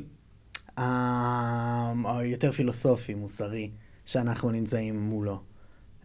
האם אין פה איזושהי מרגיש לי שאתה מקבל את העובדה הזאת כמובנת מאליה. איזו עובדה? של היותנו מדינה ליברלית, יהודית, במזרח התיכון. לי מרגיש כמו אוקסימורון. תראה, זה ברור שהתקומה של מדינת ישראל, ובכלל ההצלחה של הפרויקט הציוני, זה אחד האירועים החריגים ביותר בהיסטוריה, לא רק של העם היהודי לדעתי. זה מאוד מוזר שהדבר הזה הצליח, כן. לבינתיים. אוקיי? זה מאוד מוזר שזה קרה. אבל אני לא יודע, זה לא כזה מוזר שהבאת ערכים ליברליים ומערביים, עם הגרעין שדחף את הציונות, הוא הגיע משם. ההשתלשלות כן ברורה. כן, אז אני לא, אתה יודע, זה לא שאוכלוסייה מוסלמית פתאום עלתה והקימה מדינה ציונית ליברלית, זה לא מה שקרה. ברור. אז אני לא, כאילו... כן. אני אגיד לך את הקונפליקט שלי יש עם זה בראש, וזה קצת אולי יהיה מוזר, ואני נראה מה נעשה עם זה, כי אני מסתכל על זה בהקשר שעכשיו לאחרונה היה לי התבוננות מאוד מעניינת על סרטי גיבורי על. אתה, דרך אגב, בספר שלך נגענו בגיבור הראשון שהוא האידיאל, אתה לאורך הספר בעצם חולש על גיבורים של האנושות, וזה נראה לי בדיוק העניין. מי הוא הגיבור שלך? אני חושב שמשהו שאני לא יודע כמה אתה בצוחה בעולם הזה של סרטי גיבורי על בתקופה האחרונה, אבל יש בעצם את שתי העולמות העיקריים, שזה מרוול ו-DC, ומה שקורה ומאוד ניכר זה שמרוול מאוד מצליחים ו-DC פחות, מבחינה מסחרית. אני חושב שמה ש-DC טועים בו, הם חוטאים בערכים של הגיבורים שלהם. זאת אומרת, אם יש סופרמן, ובטמן, בסרטים האחרונים, הורגים חפים מפשע, לצורך העניין. משהו שכביכול, אין סיכוי שהם היו עושים על פי הקומיקס שלהם. מה שבמרוול נורא נורא בולט. הם יעשו הכל כדי לא להרוג את הרעים. אתה יודע, אפילו, היחיד שעשה את זה טוב עם בטמן זה כריסטופר נולן עם הג'וקר וכל זה. הוא בסופו של הסרט עם הג'וקר, הוא לא הורג אותו, הוא לא מוכן, הוא מציל אותו מזה שהוא נופל, וקושר אותו כדי שיגיעו במשטרה לקחת אותו. זה האידיאלים של העולם המערבי ליברלי, לדעתי, בהקשר של הגיבורים שלו. מה הם עושים? ועם זה יש קונפליקט. כשאתה מגיע למרחב שהוא כל כך לא מדבר את המונחים האלה, אתה מפסיד, אתה שולח את עצמך למות. זה הקונפליקט שאני לא מסתדר לי. כן. מסכים. במחשבה ראשונית אני מסכים. יש פה בעיה, אבל שוב, זו לא בעיה רק שלך, זו בעיה רק שלהם. זה בעיה גם שלהם. ההבדל הוא שאתה הרבה יותר רגיש לטעויות שלך. אוקיי? הם יקיימו חברה עדינה שאסור להעליב אף אחד, ואסור לפגוע באף אחד, וכן, וכל פעולה של המדינה שלך כדי לקדם את האינטרסים שלה הוא פשע, ואתה נורא והיום, והם ישלמו על זה עוד 80 שנה. אתה תנהיג כזו מדיניות, ואתה תשלם על זה תוך שבועיים. אתה אומר אבל שבוודאות צריך פה לתקן את המדיניות הזאת, היא לא עובדת. אני לא יודע אם צריך... אני מנסה לחשוב על דוגמאות היסטוריות של... אני לא מצליח לחשוב על משהו. זה לא, אבל זה גם, תראה, זה מוזר. מה זה לתקן? אתה עושה פה פרופגנדה קומוניסטית, שאתה עכשיו, אוקיי, עכשיו אני אתקן את הנרטיב, ואני אייצר סרטים שהמוסר השכל שלהם הוא כזה וכזה. זה לא עובד. לא. אוקיי? אז הדברים האלה הם צריכים לעלות באופן טבעי מהאוכלוסייה, כן, מהאומנים שבעצם מגיעים מהאוכלוסייה, והדבר הזה קורה על ידי שינוי הדרגתי של הנרטיב ושל המצב. זה מה שנכון לגבי ארצות הברית ודברים בסגנון הזה. אצלנו זה פחות בתוך האומנות, אבל יותר בהקשר של מקרים שקורים כל הזמן, כמו לצורך העניין אלאור עזריה ודברים כאלה, אתה מבין? שבעצם הוא הורג חף, כביכול, אסיר אזוק, אתה מבין? מחבל שתפקידו עכשיו ללכת לכלא, הוא מגיע והורג אותו, הוא מתקבל בעיני חלק מהעם היותר דתי, הוא מתקבל כגיבור, ובעיני מי שרוצה לשמור על ערכים ליברליים, הוא נתפס אני לא יודע אם אני מסכים עם לחלק את זה לדתי או לא דתי. אוקיי, מקבל. אבל זה דיון אחר, כן? כי זו שאלה של, אתה יכול גם להגיד, אני בעד הוצאה להורג של מחבלים, אבל אם אין חוק כזה, אז אסור לך לעשות את זה. כן, אוקיי? זה דיון. אבל כשאתה הופך את הדיון למאוד מאוד פשוט, של אנחנו והם, ואנחנו עשינו להם והם עשו לנו, זה... אולי, שוב, זה מתקשר למה שאמרתי קודם עם התקשורת, ועכשיו אני מבין שזה לא רק התקשורת, זה קשור גם לכל המערכת הפוליטית שלך, כן? שאתה מקבץ את הרעיונות האלה תחת איזה משהו, כי אתה חושב שזה נותן לך בית, וזה גם מאוד פשוט שאתה מזהה מחשבה או מזהה עמדה, ואתה אומר, הוא איתי או הוא נגדי. כן, אתה לפי הסיפור שהבן אדם שמולך מספר, אתה יודע לזהות, אבל יכול להיות שאם יאתגרו אותך, נגיד אתה לא חושב שאלאור אזריה היה צריך ללכת לכלא, אוקיי, אז אתה יכול להיות שאם יעמתו אותך עם זה וישאלו אותך לעומק, אז הנרטיב שלך יתפרק ואתה לא תדע לתת תשובות, וגם להפך, אם אתה לא חושב אם אתה חושב שהוא היה צריך להיענש.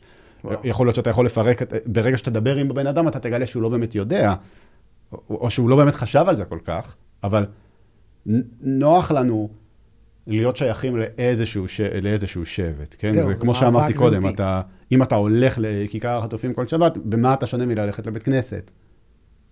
אוקיי? אתה תגיד, לא, אני לא מאמין בסיפורים ובזה, אבל אתה עושה, מבחינה רוחנית, אתה עושה דבר מאוד דומה. ממש. אתה הולך, אתה מוקף באנשים שחושבים כמוך, ואתם משתפים את הנרטיב שלכם ואת הרכילות האחרונה על למה שרה טסה למיימי, ויש לכם את האמונות שלכם, של הסקט הזה, אוקיי? ושוב, אני לא אומר שזה רע ללכת לכיכר החטופים, חס ושלום, אוקיי? אני לא אומר שזה רע גם ללכת לבית כנסת, אבל תשימו לב שיש משהו דומה בין הדברים. בלי קשר למה נכון ומה לא נכון, יש משהו דומה. כן. אז זו, לא יודע, אולי בעיה בפיצ'ר האנושי, איך שאנחנו בנויים על נרטיבים ועל סיפורים משותפים שבעצם מאחדים אותנו כקבוצה, אז מה קורה בעולם שבו יש אינטרנט ואנחנו יכולים בתוך החברה שלנו, במקום לחלוק כולם סיפור די דומה, כל נישה באינטרנט תלך ותספר את הסיפור של עצמה. האם חברות יכולות להתקיים ככה לאורך זמן? אני לא יודע. ממש מעניין. זה בעיה. אתה נוגע הרבה בהערות שלך, בעניין שאנחנו נמצאים באחת התקופות המורכבות בתולדות האנושות. היית מגדיר את זה ככה?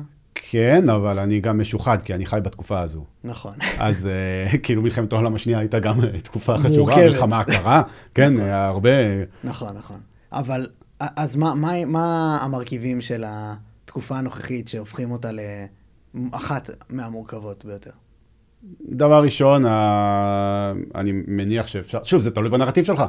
כן, כי אם אתה לוקח את הנרטיב של גוש מערב נגד לא גוש מערב, אתה תגיד התחלה של התפרקות ההגמוניה האמריקאית, למשל, אתה יכול להגיד את זה.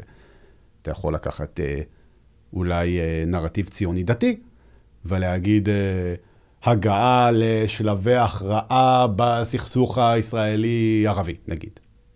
הנה, יש לנו פה איזושהי הזדמנות, כן, קורה פה משהו. אפשר, לא יודע, לספח ולעבור לשלב הבא כן, בדבר הזה.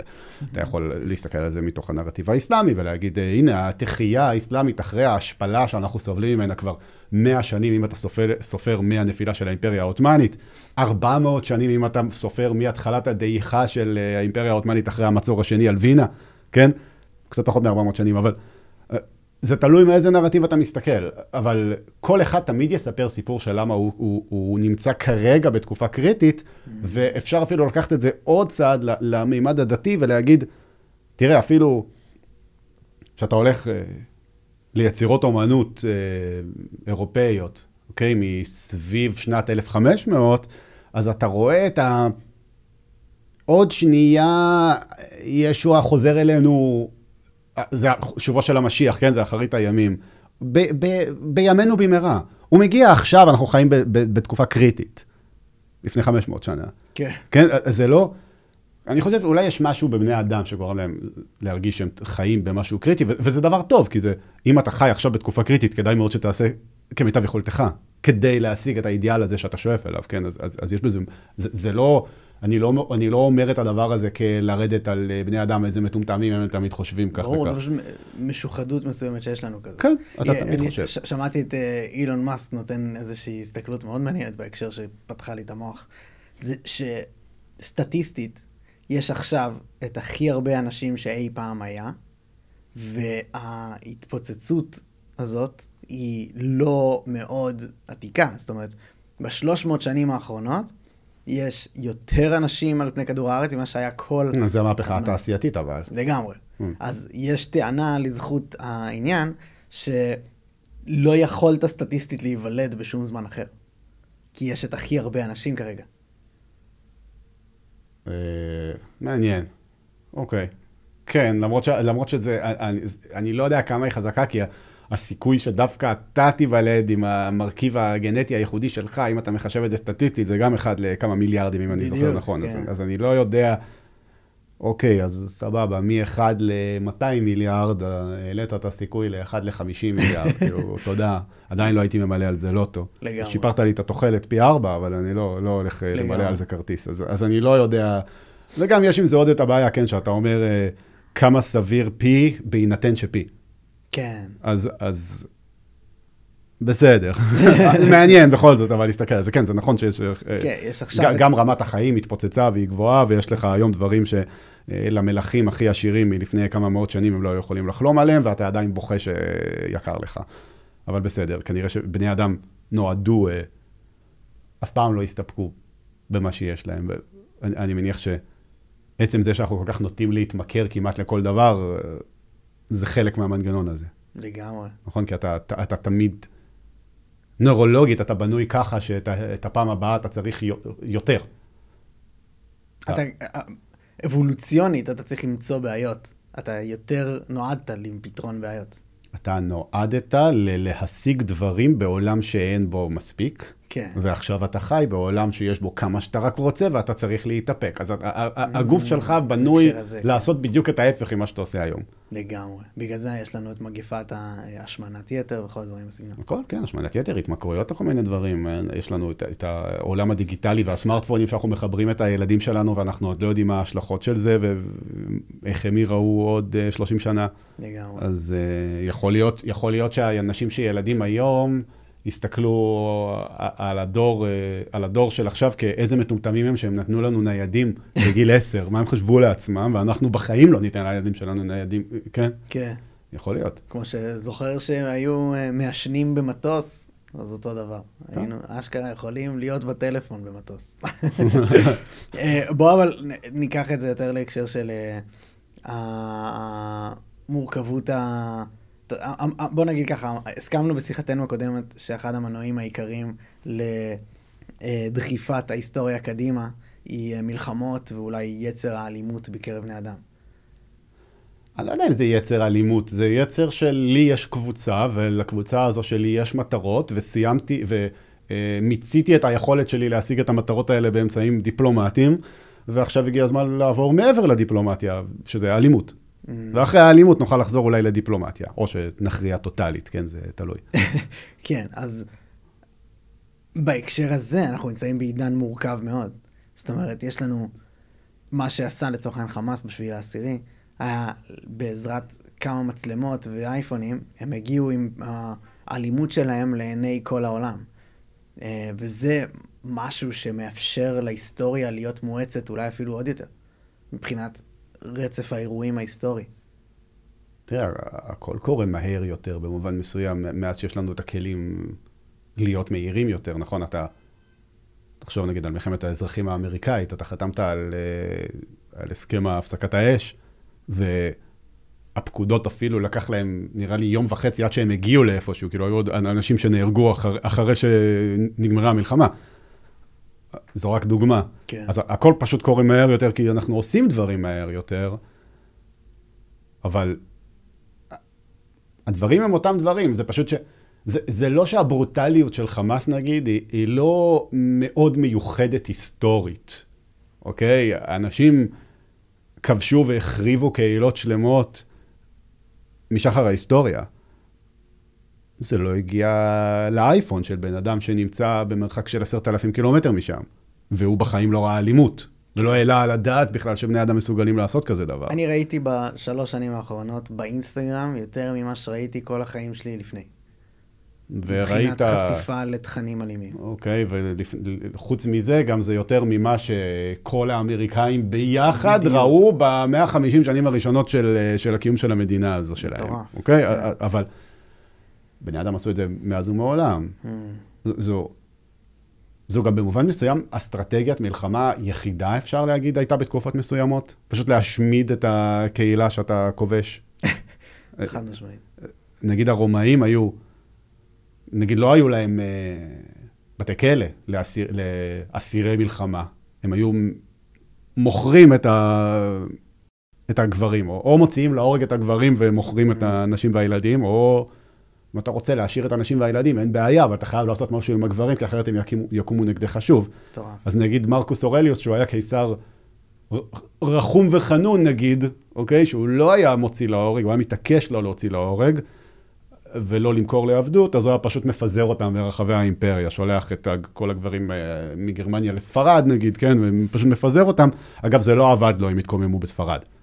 אבל עדיין, אתה צריך איזושהי דרך לדכא את האוכלוסייה כשאתה כובש אותה, אז זה מה שהיו עושים. היום עושים את זה פחות, כי זה כבר מצטלם לא יפה ויש כל מיני... אז אתה לא יודע אם אתה ראית את לקס פרידמן, אתה מכיר אותו, הפודקאסט? אחד המצליחים בעולם, ואני מאוד מאוד אוהב אותו. כמובן. הוא עשה משהו מדהים, והוא נסע לאוקראינה לראיין את זלנסקי. והוא עשה את זה, וזה 3 שעות שיחה בכזה מדובבת, משהו הזוי. ויש שם קטע שהוא מספר על מה קורה בחזית, בקווים הראשונים. רוסיה מגיעה, כובשת, וממש עושה את מה שדיברנו. זאת אומרת, היא או שאתם איתנו, או שאתם מתים. ומלא אוקראינים בחזית פשוט צריכים לבחור בין להפוך לרוסים לבין למות. תראה, יכול להיות שם אין ג'יהאד של מיליארדי אנשים ברחבי העולם שרואים את חובתם המוסרית לקדם את שחרור פלסטין ולהפיץ את התמונות האלה ככלי מלחמה והמעט שהם יכולים לעשות כדי לתרום לפלסטיניאן קוז, כן? למאבק הפלסטיני. כן, למאבק הפלסטיני, אוקיי? אז אצלנו זה ממש כלי לחימה. ממש. שנגד הדבר הרשע הזה שנקרא הציונים וישראל. יש פה... אתה נלחם הרבה יותר אנשים מרק אלו שעומדים בשדה הקרב. ואגב, השאלה האם הוא נחשב מעורב או לא, הוא חף מפשע? הבן אדם, מבחינתך, מה, הוא אויב שצריך להתנקש בו? בן אדם שיושב עכשיו בארגנטינה ומכין סרטונים שצופים בהם 100,000 אנשים של למה צריך להשמיד את ישראל. הוא מטרה לגיטימית? וואו, שאלה. נראה בתשובה, אתה יודע, מהמותן ראשונה לא. אבל וואו. אבל אולי מבחינת אינטרס של מדינה, כן. עזוב, כאילו, בוא נתעלם שנייה ממה יקרה אם תעשה את זה ויגלו שאתה מאחורי זה. בסדר, בוא נגיד שאף אחד לא יודע שאתה הורדת אותו. האם הוא מטרה לגיטימית? נראה לי שכן. כאילו, כאילו, יכול להיות שכדאי לך לא לעשות את זה, אבל כמטרה יכול להיות שזה מטרה לגיטימית, אני לא יודע. אבל אז זה אומר שגם אני מטרה לגיטימית, מבחינת זה הצד השני. ונראה לי כן. אבל בכל מקרה אני מטרה לגיטימית, מעצם היותי ישראלי. כן, זה גילינו גם באופן בולט בשנה האחרונה. אוקיי, יש לי שאלות לגבי התוכן שלך. איך אתה מסביר את ההצלחה של הערוץ שלך? שמע, אני אף פעם לא מרגיש שאני כזה מצליח. לא, 100,000 עוקבים ביוטיוב זה לא... שמע, אני יושב בחדר שלי, באים לי רעיונות, תוך כדי שאני מסתובב בכל מקומות, אני כל הזמן כותב אותם, מגיע הביתה, מתרגם את זה, האם יש פה תוכן לסרטון, כן, לא, הופך את זה לסרטון. אנשים צופים, קשה לי, כאילו, אני לא מרגיש הצלחה. אתה מבין? זה כאילו, זה מספר, אני רואה את המספר. בוא נגיד הצלחה בהקשר של הענות קהל לתוכן. הרבה נהנים ממנו. אתה מגיע להמון אנשים. אני לא יודע. כאילו, איך אני מסביר את זה? אני משתדל להגיד את האמת. אני משתדל לתאר את מה שאני באמת רואה. אני חושב שלאנשים גם נוח עם זה שאני לא מתאמץ מאוד כדי לחשוב מה דעתי על משהו. כאילו, מן הסתם שיש לי דעה, אמרנו קודם, אם אני אובייקטיבי, אני מכסה אובייקט מאיפה שאני רואה אותו, אין מה לעשות. אבל לא מאוד חשוב לי שתהיה לי זהות פוליטית. אני חשדן מאוד לגבי העמדות הפוליטיות של עצמי. אז אני לא מייחס לזה יותר מדי חשיבות, ואפילו הרבה פעמים אני יותר מתאמץ לנסות לסתור את הדברים שנראים לי אינטואיטיבית, מאשר את העמדות הנגדיות כביכול למה שאני מרגיש, אוקיי? כי זו יושרה אינטלקטואלית אפילו לדעתי. זאת אומרת, הטיעון שלך, ככל שאתה יכול יותר לאתגר אותו, ככה אתה יותר מחזק אותו. לא בהכרח, אתה, כאילו, יכול להיות זו השיטה המדעית. כן, נכון, אוקיי, אתה מחזק את ההתקרבות שלך לאמת, אתה לא מחזק את הטיעון. לא, כן. כן? אתה עלול לזנוח את הטיעון בדרך. כן, אז זה מה שאני מנסה לעשות, וכנראה שאנשים אוהבים את זה. אבל כאילו, אם תשאל את התחושה הסובייקטיבית שלי ביום-יום, אני לא מרגיש שיש לי ערוץ מצליח. כן, באמת? אני מרגיש רגיל. אני בטוח שאנשים שמאזינים לנו כרגע ויש להם גם, או נגיד ערוץ גדול, או איזושהי נוכחות מאוד גדולה ברשתות חברתיות, הם בטח מזדהים ממה שאני אומר. אולי נגיד אם הייתי מאוד פעיל באינסטגרם, אז אתה יותר מרגיש את זה, כי אתה מאוד פעיל, ואתה כל הזמן בסטורי, ואתה כל הזמן זה, אבל אני לא כל כך אוהב את זה. כאילו, אני לא מרגיש שאני איזה מאוד מוחצן, נגיד את זה ככה. כן, אני מבין, ברמה האישית, אבל ברמת התוכן, אתה חושב שיש משהו שאנשים מתחברים אליו יותר או פחות? כל פעם שאני חשבתי על נושא שהנה, עכשיו אני נותן מכה, מלא אנשים התעניינו בזה, אני מפספס, והרבה פעמים שאני אומר את זה, אף אחד לא יהיה לו אכפת, אז אני גם מפספס, ואנשים מאוד אוהבים את זה. אני פשוט עושה מה שנראה לי, אני חושב קודם כל, אוקיי, האם אני יכול להלביש לזה כותרת שתהיה מעניינת, ואם כן, אז אני מנסה ללכת על זה. זה הסדר כאילו מחשבה שלי. לגמרי, יוטיוב מאוד מתחיל בכותרת. הוא מתחיל בכותרת, אבל הקהל צריך גם להישאר. ברור, אתה צריך להבטיח משהו ולתת... זה כבר נושא אחר, אני יכול לדבר הרבה על יוטיוב. גם אני. נראה לי פחות מעניין את הקהל שלנו, אבל ברמת התוכן אני רוצה להישאר, כי אתה מדבר שם הרבה על מה אנשים, מה אנחנו מפספסים בעיני העולם הערבי, מה העולם הערבי, לאחרונה עשית כמה דברים שאותי ריתקו, שראית סרט אנטי-ציוני והוא עוד יותר נורא. יש לי אחד כזה בקנה עכשיו, חבל על הזמן. אלה הם באמת מדהימים. איך אתה מגיע לזה, ולמה אתה חושב שזה כל כך מצליח? האמת, איך אני מגיע לזה? בגלל תחשוב שאני חי את החיים שלי במובן מסוים כיוצר תוכן, אז אני מאוד רגיש לכל פעם שאני חושב שאני מרחרח ואני קולט, מצאתי פה אולי משהו, בוא נלך לבדוק את זה ונצלול. כן, אז אני מוצא את הדברים האלה. לאחרונה גם אנשים שולחים לי, ואפילו אני אגיד לך יותר מזה, ערבים מיהודה ושומרון שולחים לי. וואלה. כן. מה, הם שולחים לך בקטע של... אתה לא מבין מה זה, תעשה לזה... למשל, לפני כמה זמן, מישהו מיהודה ושומרון, יש כמה אנשים שעוקבים אחריי והם משם. והוא שלח לי, נגיד סתם, קליפ של מרדכי קידר, מדבר עם תרגום לערבית, כמו שאנחנו מפיצים ברשתות החברתיות שלנו, תראו מה הם אומרים עלינו. כן. הוא שלח לי קליפ של מרדכי קידר מדבר. וזה היה דווקא מאוד מעניין. ממש. אני קיבלתי כזה סתם כמאמר מוסגר, קיבלתי, עשו את זה לפרק השני של מרדכי קידר אצלי, שנורא התפוצץ אחרי 40 ימים במלחמה, זה היה בתוך... בצד הערבי התפוצץ. בצד הערבי התפוצץ בטירוף. אני לא יודע אם תמשיך את הסיפור, האם זה היה שם בעצם שקר בתרגום, אבל שם זה היה מוטה. לא. אז מה שאני קיבלתי ממש לפני כמה ימים, זה, שלחו לי את זה, ואז שאלתי, מה אתה חושב על זה? שאלתי את הערבי, והוא אומר, שמע, הוא צודק. הוא אומר דברים נכונים, הוא צודק. כן. אבל הם רואים בזה כמשהו טוב. אני חושב שזה היה קליפ שהוא אמר, אני חושב שזה היה באיזושהי הופעה, באיזשהו אולפן חדשות, אל תתפסו אותי במילה, אבל הוא אומר, משהו, גם אם נשארו לחמאסניק שתי אצבעות, אז הוא יצא והוא יעשה ככה, סימן של ניצחון, כן, יעשה וי של ניצחון, ואמריקה לא תמיד תהיה לצד ישראל, משהו כזה, איזשהו קטע כזה, והם צופים ואומרים, נכון, צודק. זה מעודד אותנו, שאומר את הדברים האלה. אבל צודק.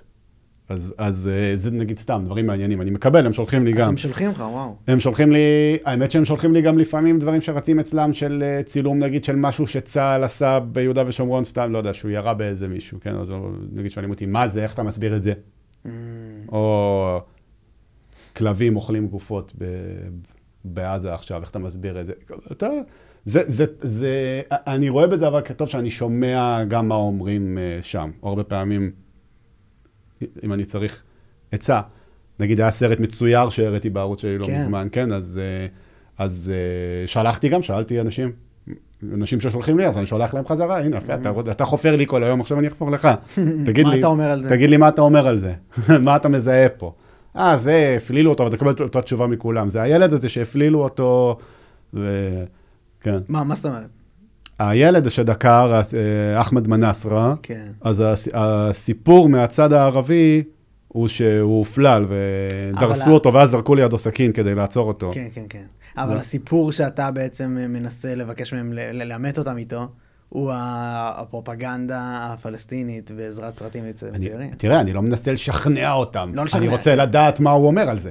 כן, בוא תגיד לי, ואז אחרי שאני אשמע מה אתה אומר על זה, אני ידע לפרש את הסרט המצויר יותר טוב. אגב, בסרטון שהעליתי יש טעות שפספסתי, שיש את הילדה הזו המכוסה, שוב, זה רפרנס למי שראה את הסרטון, אבל יש בסרט המצויר הזה שהעליתי, שהוא סרט, אני לא יודע אם הוא פלסטיני או שהוא בא ממקום אחר בעולם הערבי, אבל של אחמד מנסרה, הילד הזה, אז הוא רואה ילדה עם ניקאב כאילו, ובורקה כאילו, ויורים בה, ואז פספסתי, אבל אחר כך הבנתי שזו אמורה להיות דמות מסוימת, שכחתי את השם שלה, השם משהו, אולי הישם משהו, אמורה גם להיות דמות מסוימת, אז פספסתי את זה, אבל כשאתה מדבר איתם, אז הרבה פעמים הם יגידו לך, כי הם שרים שירים על האנשים האלה, יש להם איזשהו המנון, שהם אומרים, שוב, ברח לי השם, אבל היה איזשהו סיפור ב-2015 עם בחורה צעירה, ילדה אולי בת 14, עם ניקאב ובורקה, כיסוי שחור כזה, והתקרבה לאיזה מחסום, והחיילים ירו בה, ואמרו, היה לה סכין, אבל האם זה היה מוצדק בכל זאת? כי היא לא באמת היוותה איום. אוקיי, היה על זה סיפור שלם, אז יש עליה, יש שירים שהם שרים, הפלסטינים, והשם של הילדה הזאת מופיע בשיר, זה שיר על השהידים. אז הם עוברים, השהיד הזה, זאתי, הם לא יכלו לסבול את הניקאב שלך, משהו כזה, ומנסרה ילד, והם הפלילו אותו. זה בשירים שלהם, וזה מעניין, כי לא הייתי יודע את זה אם לא הייתי מדבר איתם. וואו, מה עוד אתה חושב אתה בעצם נותן לנו חלון לראות את הזווית שלהם? תראה, אני לא איזה ערביסט שמתעסק, כתב שמתעסק, כן, אני יכול, אבל אני בן אדם רגיל עם מיקרופון ויותר מדי זמן פנוי. אבל אני עדיין יכול להגיד את מה שאני רואה. למשל, נגיד משהו שאני חושב שמעניין זה שאתה, הרבה אנשים, נגיד חבר'ה צעירים, אתה תשאל בן אדם מאיפה אתה, בן אדם שגר ברמאללה, ואתה שואל אותו בערבית מאיפה אתה, והוא יענה לך, מה הוא יגיד? פלסטין?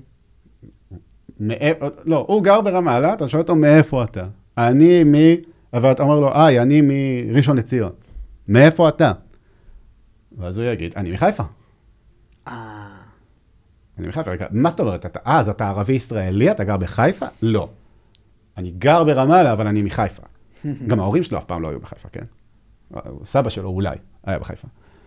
אבל הוא אומר, אני מחיפה. אותו דבר, אתה רואה, הייתי עכשיו הרבה זמן בחול, אז יש הרבה נגיד סטודנטים ערבים, ואתה פוגש סטודנט, והוא אומר שהוא פלסטיני. באמת? כאילו, אז אולי הוא ערבי ישראלי, מה הוא? מאיפה הוא? מה הוא בא אולי הוא בא מרמאללה, אני לא יודע, יחסית יש להם שם הרבה כסף, כאילו, הם לא עשירים, אבל הם יחסית, יש להם הרבה כסף לשטחי יהודה ושומרון. אז מאיפה אתה? זה כזה, לא, אני מפלסטין, אני מיפה, כן, מיפו. אוקיי, אבל, אז אתה גר ביפו? לא. אני גר בדובאי, ומהנכבה המשפחה שלי גרה בדובאי, אבל אני מיפו. אוקיי, אז זה נרטיב מאוד מעניין, שאתה מבין שהמחשבה הזו על החזרה, היא לא עזבה אותם כמה דורות. מטורף. כן? וממשיכים להאכיל אותם בדבר הזה, שאתם עוד תחזרו, אתם יכולים לחזור, או הצדק הוא שתחזרו. נכון? זה שימור תודעת הקורבן. זה שימור תודעת הקורבן, אבל הם איתנו, אם תקשיב נגיד לאסלאמיסטים שמדברים עליך בצורה אנגלית שוטפת ורעותה מאוד, כן, במערב, הם יגידו לך, זו לא תודעת קורבן, זו תודעת צדק. נכון? ברור. יש נגעתי פה כמה פעמים והתגרתי אנשים עם טענותיו של איך קוראים לו? ווטרס. רוג'ר ווטרס? רוג'ר ווטרס, אוקיי. שהוא אמר אצל פירס מורגן, אני לא יודע מה עומד להיות במהלך שנות חיי, אבל במוקדם ובמאוחר, הציונות תידרש לתת הסברים לאנושות על העוולות האנושיות שהיא עשתה.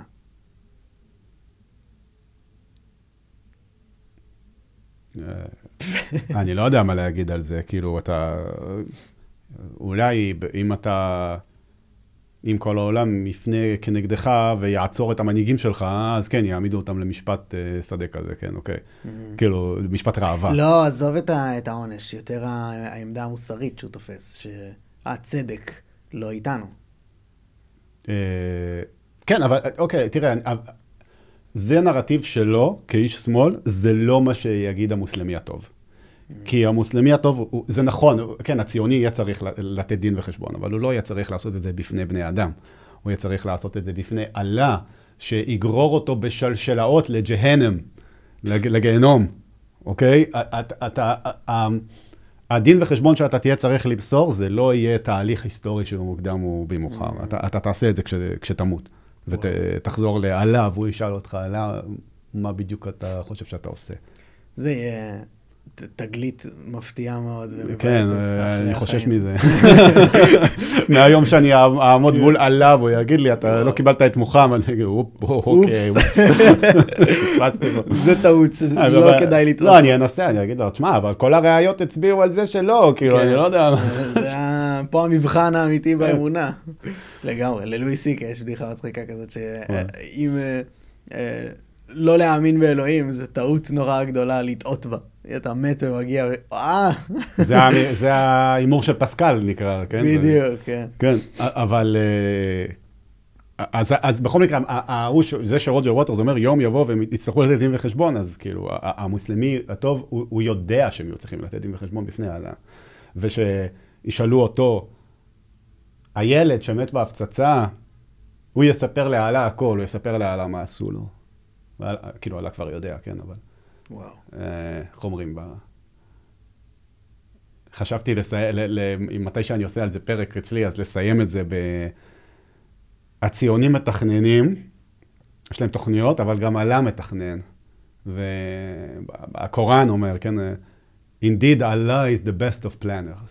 יש הרבה פסוקים, קטע שתמיד נגמר אללה הוא הכי טוב ב. כן, אתה מתכנן, אבל אללה מתכנן יותר טוב ממך. אתה לא יודע, אבל אללה יודע הכי טוב. אז אני חושב שזו בסוף האמונה. אתה מנצח כך או כך. אתה נלחם על הצדק, אתה נלחם על רצון אללה, ואתה צריך... זה בסדר שתמות ושתפסיד.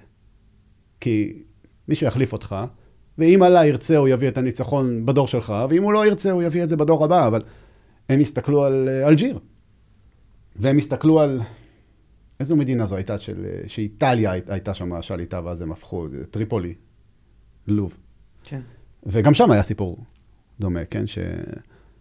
שאתה תופס, אתה לוחד את המנהיג שלהם, ואתה אומר, כאילו, אוקיי, הפסדת. הוא אומר, אני לא הפסדתי, אני הולך לגן עדן. אני נלחם. אני ממשיך להילחם. המטרה שלי היא להילחם. עצם זה למה ב7 באוקטובר הם יצאו לרחובות על האקבר, על האקבר? הם ידעו שהם הולכים לשלם על זה ביוקר. אבל למה? כי מה שחשוב זה שאתה נלחם. אתה מנצח כך או כך, מי שאללה יחליט. אתה עכשיו ממש מדבר על... מוביל אותנו למה שהתחלנו ממנו באופן ממש יפה, שזה החשש העיקרי של כל מי שמוחה עכשיו נגד עסקת החטופים. בעיני המוסלמים הפלסטינים ברחובות זה ניצחון, והיציאה של ישראל מצפון הרצועה וחזרתם לשם, זה סך הכל התקרבותם לירושלים, לא מעבר. אבל גם בהמשך הלחימה הם יכולים לספר לך את הנרטיב שלפיו הם רואים ניצחון. כי הם היו מצביעים לך על העולם שמתעורר, ועל הטיק-טוק שמלחמת התודעה לאט לאט הם מנצחים גם במערב. והם היו אומרים לך, הנה, נתניהו, כאילו, ישראל מפציצה והורגת ורוצחת, ויש יותר לוחמי חמאס. כן. והם היו מספרים לך על זה ישראל עושה עסקאות ומנסה להגיע נורמליזציה, והסעודים מנסים לדכא את האסלאם אצלם, אבל בסוריה המוסלמים הטובים משחררים את סוריה מהשליטי בובה שדיכאו את רצון העם האמיתי. כן, שהוא להיות אסלאמיסטים. אוקיי? הם לא צריכים את העסקה בשביל להגיד ניצחנו. זה נכון שהם מקבלים את התמונות של חמאס עולה לשטח ועושה מפגני כוח ברצועה, כן? אבל הם מנצחים כך או כך. עצם המלחמה זה ניצחון. שוב, זו הסיבה שאנשים אומרים אללה אכבר, ושאני גם שואל את הערבים שאני מדבר איתם מיהודה ושומרון. תסביר לי למה יצאתם לרחוב וחגגתם וצעקתם אללה אכבר, וכאילו אומרים לי, כן, וואי, אני זוכר את היום הזה, כולם יצאו החוצה ואללה אכבר, אללה אכבר. אללה הוא אכבר, כן. למה? ואני אומר לו, תסביר לי למה, אתה ידעת אבל מה יקרה. כן, אבל עשינו משהו, נלחמנו, חזרנו, כאילו כן, אבל זה שווה את זה, כאילו, הם לא מסתכלים על זה כעסקה, שווה, לא שווה, עשינו, קיבלנו. זה מה שצריך לעשות. וואו. אז, שוב, אני לא דיברתי עם כל הפלסטינים בעולם, דיברתי עם חלק קטן מאוד מהם, אבל זו ההבנה שלי, כשאני שומע את האנשים מדברים, אתה יודע, זה במובן מסוים מפחיד שיש לך את כל האסלאמיסטים במערב, אבל מצד שני זה גם מביא לך משהו, כי אתה יכול להקשיב להם. אני מקשיב להם כל הזמן. אני שומע יותר תעמולה אנטי-ישראלית משאני שומע כל דבר אחר. וואו. בכוונה. אז... מה זה נותן לך? אני מבין מה הם חושבים. מודיעין גלוי תקרא לזה, כן? אבל עם מודיעין גלוי אפשר לעשות די הרבה. ממש. אבל אמרתי, אני סתם בן אדם עם מיקרופון ויותר מדי זמן פנוי. מדהים. בואו נחזור לעניין החטופים, ברשותך. אתה, שמעתי אותך אומר כמה פעמים שהם בחיים לא יחזירו את כולם. האם אתה חושב משהו השתנה בדעתך בהקשר הזה? גוף, כדי לשרוד, הוא חייב שיהיה לו מינוף. הוא חייב. leverage. כן. אתה לא יכול לשרוד אם אין לך מינוף. ואוקיי, אז אתה יכול להגיד, המינוף של חמאס נגד ישראל היה היסטורית, ב-15 שנים האחרונות זה היה טילים ורקטות, שהוא יודע שהוא יכול, אני חושב ש-2021 זו הדוגמה הכי בולטת, אני חושב שהם שמו איזה אולטימטום, משהו לגבי הר הבית, נכון? ואז הם שיגרו טילים בשעה שהם אמרו, כן? שיגרו רקטות בשעה שהם אמרו. כן. זה מינוף שישראל מתנהלת, תוך כדי שהיא יודעת, היא עושה שרירים מבחוץ, אני חזקה, אני משתגעת, אני אוי ואבוי, למי שמתעסק איתי, אבל בפועל היא מתנהלת תוך כדי ידיעה שיש טילים שמכוונים עליה מעזה, וטילים שמכוונים עליה מלבנון, וזה משפיע על קבלת ההחלטות שלה. ישראל כאילו, היא מחליטה, רגע, לפני שאני עושה עכשיו, לא יודע, שמה איזה נועל בהר הבית, אולי אני אחשוב שנייה מה חמאס יעשה לי עם הטילים מעזה. ולפני שאני אעשה משהו נגד איראן או בסוריה, בוא נחשוב שנייה שיש חיזבאללה גם. נכון? זה מינוף. לחמאס, בשביל לשרוד הוא צריך מינוף. אגב, גם אם הוא לא ישרוד, זה לא כזה נורא לו, כי ההתנגדות האסלאמית תמשיך בדרך אחרת. אמרנו, זה לא, אני מנצח כך או כך. כן, אני עשיתי את רצון אללה כך או כך. אבל הם צריכים מינוף כדי לשחק את המשחק. אין להם טילים. יש להם חטופים. זה אחלה מינוף. למה שבן אדם ייתן את כל המינוף שלו, ויישאר בעצם בלי שיניים, ואז מה היכולת שלו להגיד לך לא? אתה עכשיו הולך לבוס שלך כדי לעשות איתו משא ומתן, להעלות לך את השכר. אבל אין לך שיניים. לא יקרה שום דבר אם הוא יגיד לך לא. אתה תלוי בטוב הלב שלו. אוקיי? האם חמאס רוצה להיות תלוי בטוב הלב של ישראל? לא. אז הוא חייב מינוף.